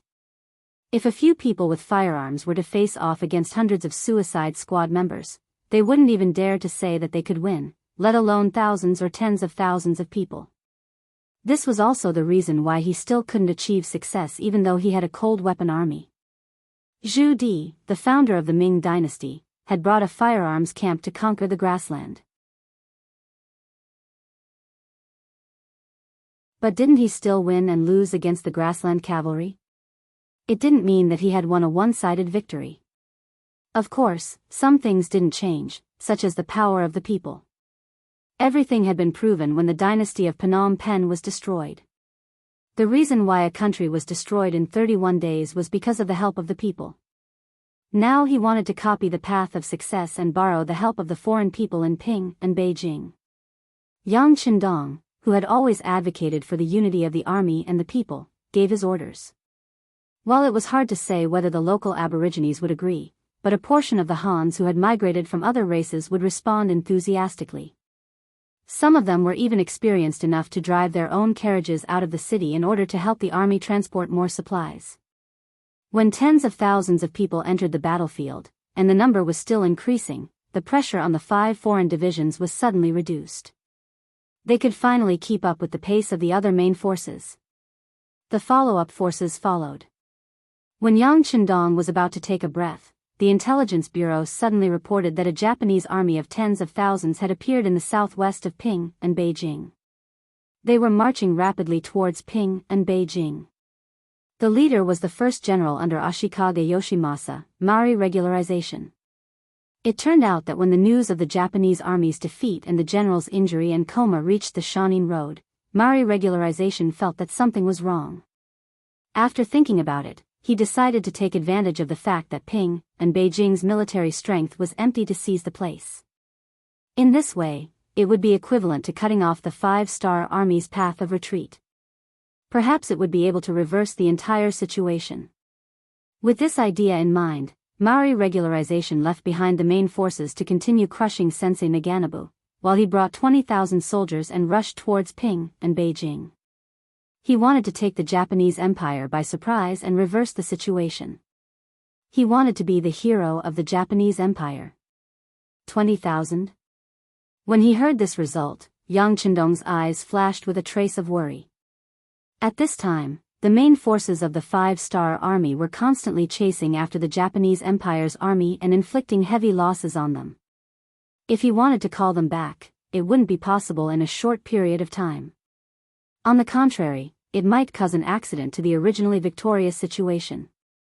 However, if he didn't call back the reinforcements, the current Ping and Beijing only had his 1,000 black cavalry and a regiment of new army cavalry. The total number of people was only 3,000. Considering that the security of the city couldn't be left unguarded, especially since most of the foreign races had already left the city and most of the Japanese Empire's natives were in the city, it was even more important to leave some defensive forces behind. Then let's fight. Yang Qindong quickly made a decision. He was determined to bring the 1,000 black cavalry and create another miracle. The black cavalry was Yang Qindong's ultimate bodyguard. Logically speaking, they should be the safest. However, on the battlefield, they had repeatedly become firefighters. Whenever there was danger, they would rush there. Who knew how many times they had played the role of a hero who won against a large number of enemies?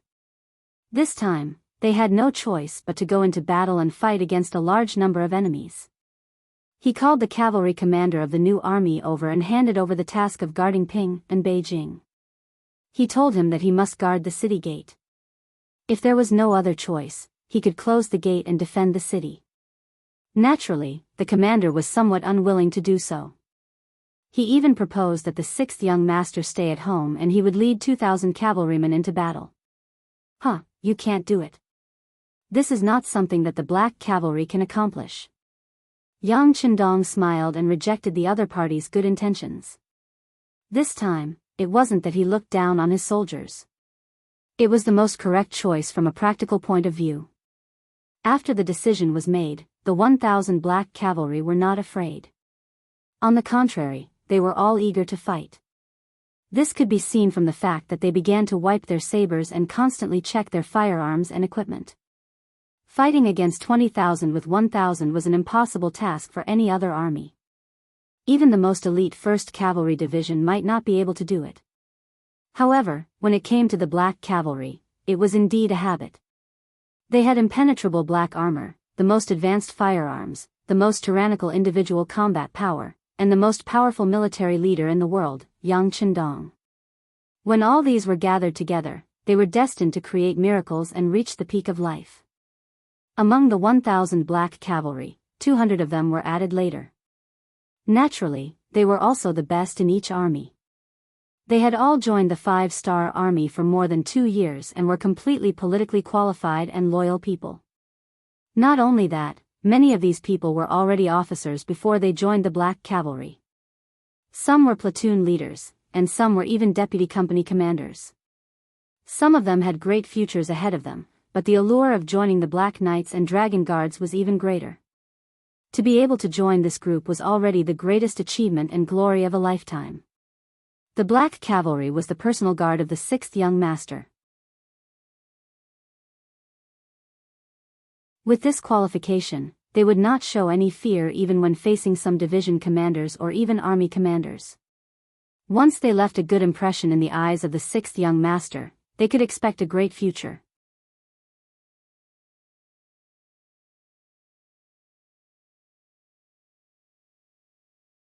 Chapter 11:19. Their luck was good. Not long after they joined the Black Cavalry, they encountered a bloody battle with 20,000 enemies. They couldn't help but feel excited. These long-way soldiers, who were originally grassroots officers, never knew what fear was. The morale of the soldiers was high. When they were gathered together, all the black cavalry soldiers had the will of the Grim Reaper in their eyes. Especially when Yang Chendong appeared in front of them on the back of the white dragon, wearing a golden cloak, each and every one of them anxiously puffed out their chests, striving to show their best side. Very good, I've seen your high-spirited side. I also believe that it won't be long before some of you return to the army and take charge of it. I believe that at that time, everything you've experienced here will be unforgettable for the rest of your lives. Now, it's time for me to bring you guys to create a miracle. Are you guys confident? Yang Chendong said with satisfaction when he saw the fighting spirit of the warriors that was about to burst out of their bodies. Be ready at all times. Let's go. Yang Chendong took the lead, and the four of them walked straight to the north gate of Ping in Beijing. In the direction of Danbo County, a 20,000-man army was rushing towards Ping in Beijing. The leader was impressively Maori regularization, who was wearing a full suit of armor. At this time, his eyes were slightly anxious, and his eyes were a little bloodshot. This was the result of rushing through the night. Ever since he received the news that the Supreme General was seriously injured and in a coma, Maori regularization seemed to have aged 10 years in an instant. Towards this person who was her life's benefactor, the two of them had more of a snuggling relationship. It could be said that if one of them was successful, the whole would be successful. If one of them was defeated, the whole would be defeated.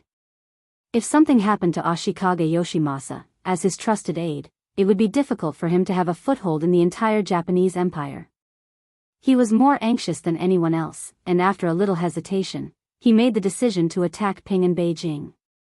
In his opinion, once Ping and Beijing was captured, it would be tantamount to disrupting the Five-Star Army's formation, creating enough time for the great general to sober up and resume his command. This way, there was still hope for the overall situation to be salvaged. Only then would he be able to walk towards glory again. Full of ambition, Maori regularization appeared. He, who was walking at the front, suddenly stopped in his tracks. He waved his hand and gestured for everyone to stop moving forward. Then, he tilted his head to listen to something. Thump, thump thump thump, thump thump thump, the sound of hooves landing on the ground was endless, powerful and orderly. It's cavalry. The experienced Maori regularization immediately voiced out his judgment. After he shouted, two groups of Japanese army soldiers came out from behind him.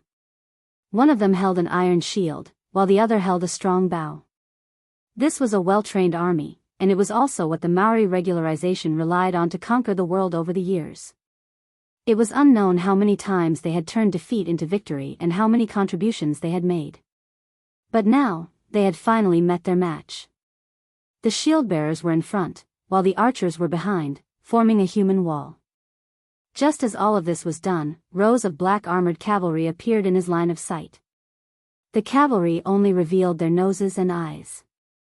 From afar, they gave off a gloomy and cold murderous aura. The bright red 5-star flag fluttered in the wind. It was so eye-catching that the Maori regularization couldn't help but slightly squint his eyes. He had already expected it to be the 5-star army cavalry, but the appearance of the enemy still gave him a fright. With his many years of combat experience, he had a feeling that although the cavalry wasn't large in number, their combat strength wouldn't be too weak. Looking around, the originally nervous Maori regularization couldn't help but let out a sigh of relief. It wasn't for anything else, but because he realized that the cavalry wasn't large in number. There were only about 1,000 of them, which gave him a sense of relief. So what if the 5-star army was powerful? So what if the cavalry was good at fighting? In the end, there were only 1,000 of them. 20,000 against 1,000, he was still full of confidence. Archers, prepare to attack from afar. Spearmen, prepare to engage the enemy in close combat. Shield-bearers, support each other.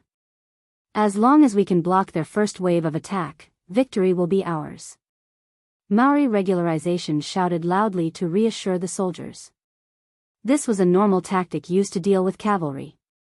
The other side only had 1,000 people. In Maori regularization's view, it wouldn't be difficult to stop them. If you don't understand your opponent, you will never know how powerful they are. The next scene showed the importance of knowing your enemy. Just when the Japanese army had finished their defense and looked down on the 1,000 cavalry in front of them, the black cavalry made their move. When they were 300 meters away, the first guard captain, Chio V, who was at the front, took out a Type 95 pistol from his back. He then opened the safety and loaded the gun. All of this was done in an instant.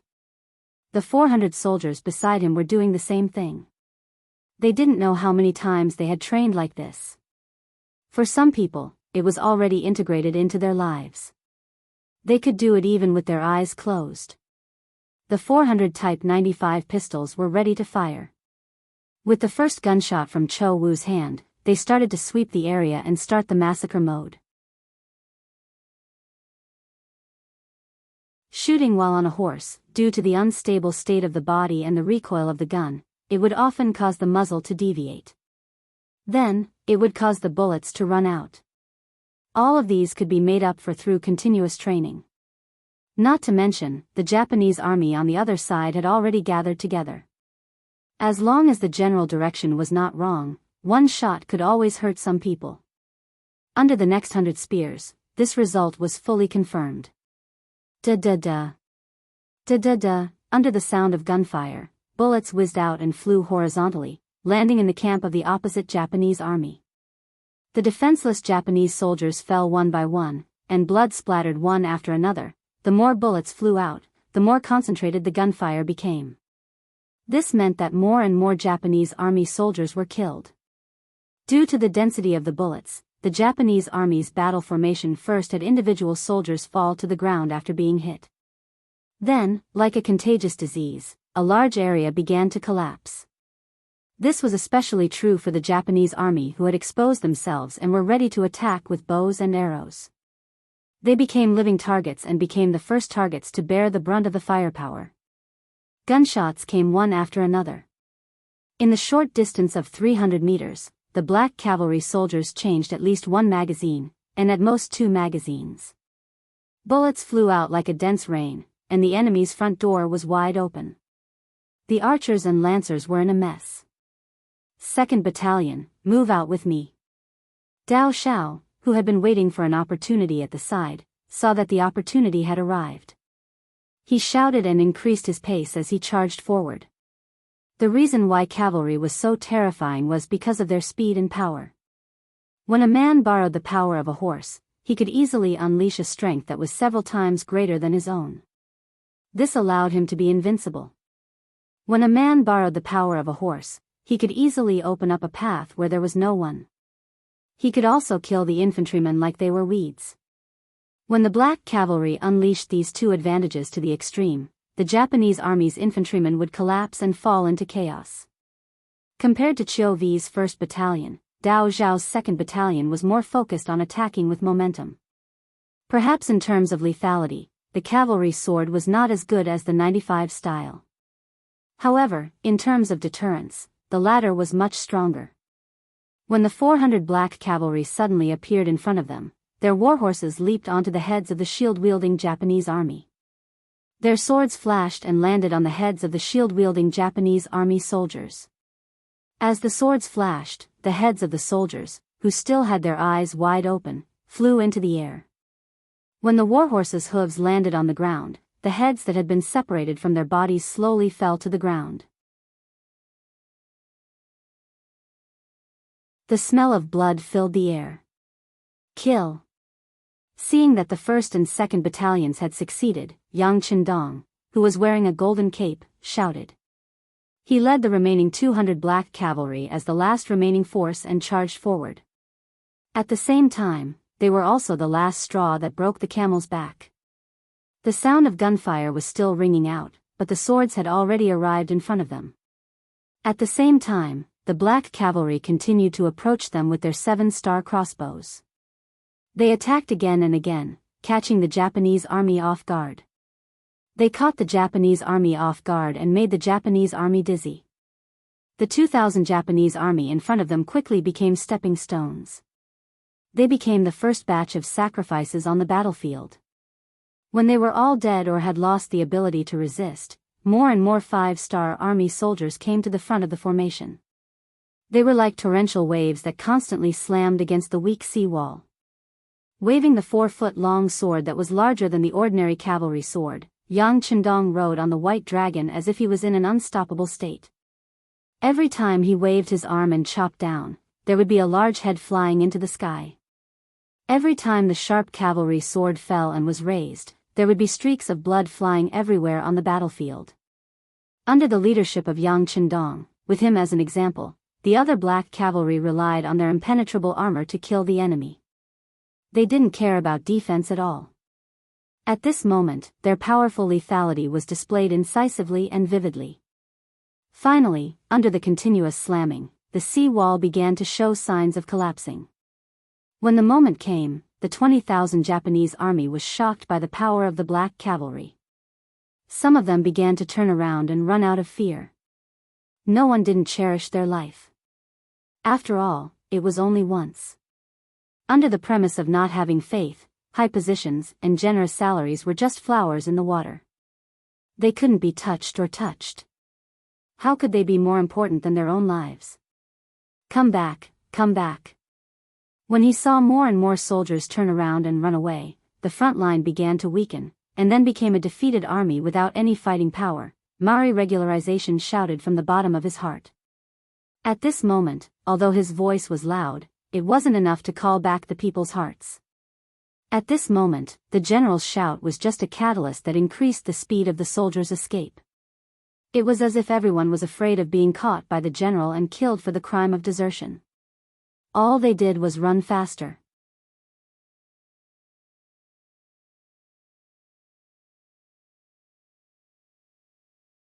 Chapter 11:20.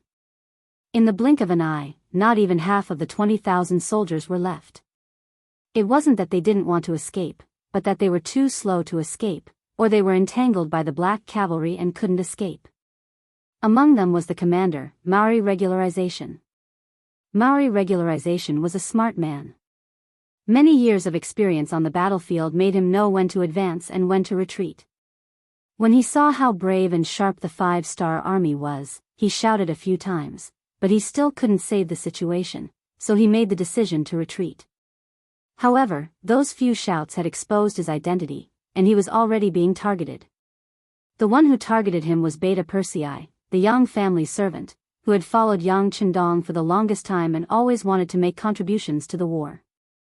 Protect the young master. Yang heir, who had locked onto his target, said to Biyao Jiang and Pengyu. Then, he turned his horse around and headed straight for Maori Masashi's direction. At this moment, Maori regularization just turned around and left. Originally, as the commander, he was riding a horse, but at this moment, in order not to be noticed, he had already dismounted. Under the protection of his soldiers, he blended into the crowd of defeated soldiers and retreated. Old boy, where are you going? I'm going to kill you. Seeing that Maori regularization was about to escape, Beta Persei didn't want to let him go. His naturally loud voice was not inferior to Zhang Yida's voice on the Dangyang Bridge. After this roar, many of the Japanese army in front of him were frightened. This kind of momentum made many Japanese army directly throw down their weapons and kneel on the ground. Although there was only one black cavalry in front of them, many people still gave up the idea of resisting. Get out of my way. Beta Persei, who didn't put those small fries in his eyes at all, roared again. Then, he spurred his horse forward and jumped several times. Once, he even rushed over the head of a kneeling Japanese army soldier. The soldier was so scared that he closed his eyes and fainted on the ground. No one dared to stop the imposing Beta Persei, and no one would stop him. He smoothly arrived at a distance of 20 meters from Maori regularization. At this moment, the commander of the Japanese Empire also saw Beta Persei chasing after him. When he saw that Beta Persei's eyes seemed to be able to spit fire, he knew that it would be difficult for him to leave without killing this person. Maori regularization looked around and saw that there were no other black cavalry. He then looked at the 20 guards around him. A cruel sneer appeared in his eyes. Don't be afraid.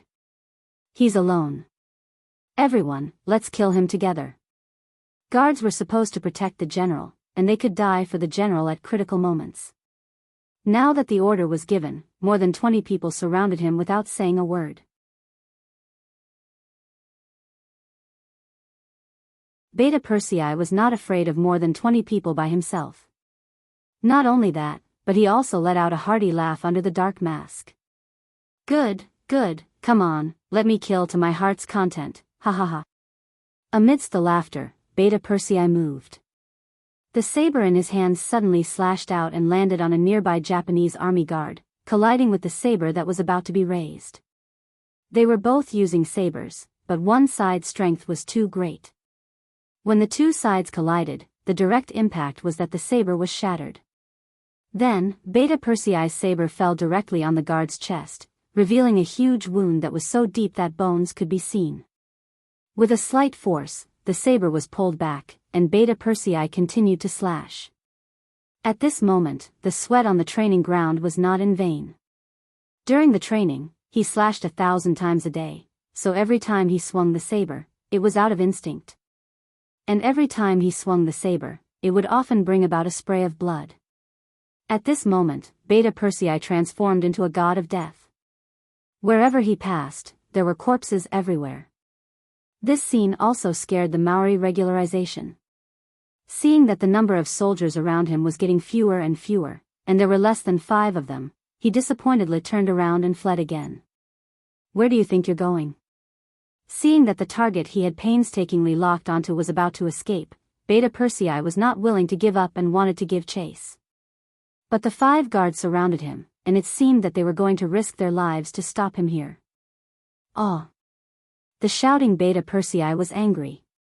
With a loud roar, he suddenly jumped off his horse, rolled on the ground, raised his saber, and cut off the legs of a guard, causing him to fall to the ground with a wail. Beta Persei, who had dismounted, was more agile. His saber was always slashing at a very tricky angle, which was not proportional to his tall figure. It was hard to believe that this was done by this person. Others could not believe it, and it gave Beta Persei a surprise advantage. In just a few seconds, the other 4 guards were all dead. At this moment, because Beta Persei had killed too many people, his black armor had long been dyed blood red. Jumping on his horse, Beta Persei once again chased after Maori regularization, who had run 100 meters away. Taking advantage of the time on his horse, he constantly adjusted his breathing to kill his final target in the most perfect state. To be able to follow by Yang Chendong's side, he had naturally learned many things. In addition, his own strength was already not bad. If he were to meet Maori Masanori head-on, he had 100% confidence that he would be able to take him down. He would not even need 3 moves. Strong people have confidence, but there are many things that you can't do well just because you are strong. If that's the case, then wouldn't the world always be dominated by the strong, and the weak have no way out? Just like now, although Beta Persei had enough confidence, Maori regularization was not to be trifled with.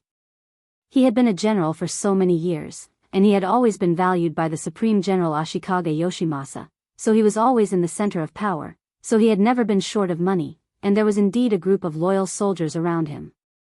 Just like just now, the 5 people's fierce resistance was enough to explain everything. And just after Beta Persei killed 5 people, before he could catch his breath, nearly 10 more Japanese army soldiers rushed from a distance and surrounded him. All of them were prepared to die, in order to create an opportunity for their general Maori regularization to escape. People say that even Qin Hui has 3 good friends, and it's true. After all, the Japanese army had the advantage in strength, and even if the Longwei soldiers were brave, it was impossible to kill all the Japanese soldiers in a short time. Taking advantage of this opportunity, Maori regularization finally escaped, but of course, he paid a high price. More than half of the soldiers who had followed him through life and death for many years died in this battle. Beta Persei, who was angry enough to kill all the Japanese army soldiers in front of him, cursed loudly, calling them cowards. His curses spread far and wide. With 1,000 against 20,000, the Dragon Guards once again showed everyone how powerful they were. Even though they had lost 200 to 300 people in this battle, their reputation was still their reputation. The dragon guards could not be blasphemed or offended. The Japanese soldiers fled, died, and surrendered. When the overall situation was settled, the other comrades who stayed in Ping and Beijing rushed out and took over the task of cleaning up the battlefield. When Yang Qindong saw that the overall situation was settled, he began to record the number of casualties. After learning that more than 200 people died and more than 100 were injured, he couldn't help but sigh. Although most of the casualties joined long way later, it was undeniable that no one who could enter this big family was simple. The loss this time was so heavy that it made him feel a little heartache. It seemed that Yang Qindong's mood was a little bad. Beta Persei, who was covered in blood, took the initiative to cheer him up. "Young master, don't worry, we will remember this hatred. It won't be long before we kill Maori regularization and avenge our brothers. Yes, this hatred must be avenged." Yang Qindong nodded with a serious face, and his eyes fell on the distance. In this battle, they defeated the Japanese army and ate half of their main force. Then, it was only a matter of time before they conquered the Japanese Empire. Shaojing City. In the temporary city lord's mansion, a somewhat thin man was standing in front of a large military map at the moment. As the army commander of the new Second Army, Shaojing City and Jingzhou City had not stopped for a moment since they occupied the two cities. First, they rebuilt the city and stabilized the people, then promoted commercial development and opened factories in order to achieve the goal of rapid economic prosperity. Then, they gathered the morale of the army and prepared to send troops to the west. With the first city as a precedent, Shaojing adopted the same strategy. First, they stabilized the foundation, then accumulated strength, and finally, they attacked the outside world. The idea was good, but changes came with it. Yang Qindong's sudden attack on the Japanese Empire caused Baiming's dissatisfaction and even a crisis. The direct result was that the pressure on the new Second Army, which was very close to Baiming, increased. It wasn't until Baiming's Liaodong cavalry came out and reached an agreement with Nanming and Yeshen that the new Second Army couldn't even keep their current territory, let alone expand outward. The city had been besieged and cut off from the outside world for more than 20 days. The situation in the city was getting worse day by day. As the situation became more and more serious, Shaojing's thoughts became heavier and heavier, and the pressure became greater and greater. Just as he was standing in front of the map with a frown, the guard outside the door suddenly reported that the infantry division commander, Su Yuan, wanted to see him. Su Yuan was originally one of Shaojing's infantry generals. He had been following him since Talu's city was broken. Although his ability was average, after the establishment of the new Second Army, Shaojing still helped him to get the position of a division commander. He could be considered as an absolute confidant. Hearing that Su Yuan came to see him, Shaojing nodded and said to the guard in a somewhat hoarse voice, "Please." Su Yuan came. He was tall and had a tiger's light in his eyes. His cheekbones were somewhat wide, and he had a standard Mongolian face. When he entered the hall, a rumbling voice came from his mouth, "Military commander, I heard that you haven't eaten for a day. This won't do." Haha. Hearing his subordinate's words of concern, Shaojing gently turned his head and forced a smile on his face. Then, he said in a similarly concerned tone, "Mr. Su, you also have to eat on time. Look at you, you've lost weight again. You're tuning into the Biyao's Wuxia Chronicles YouTube channel. Don't forget to subscribe and join us on this journey to catch the most captivating stories.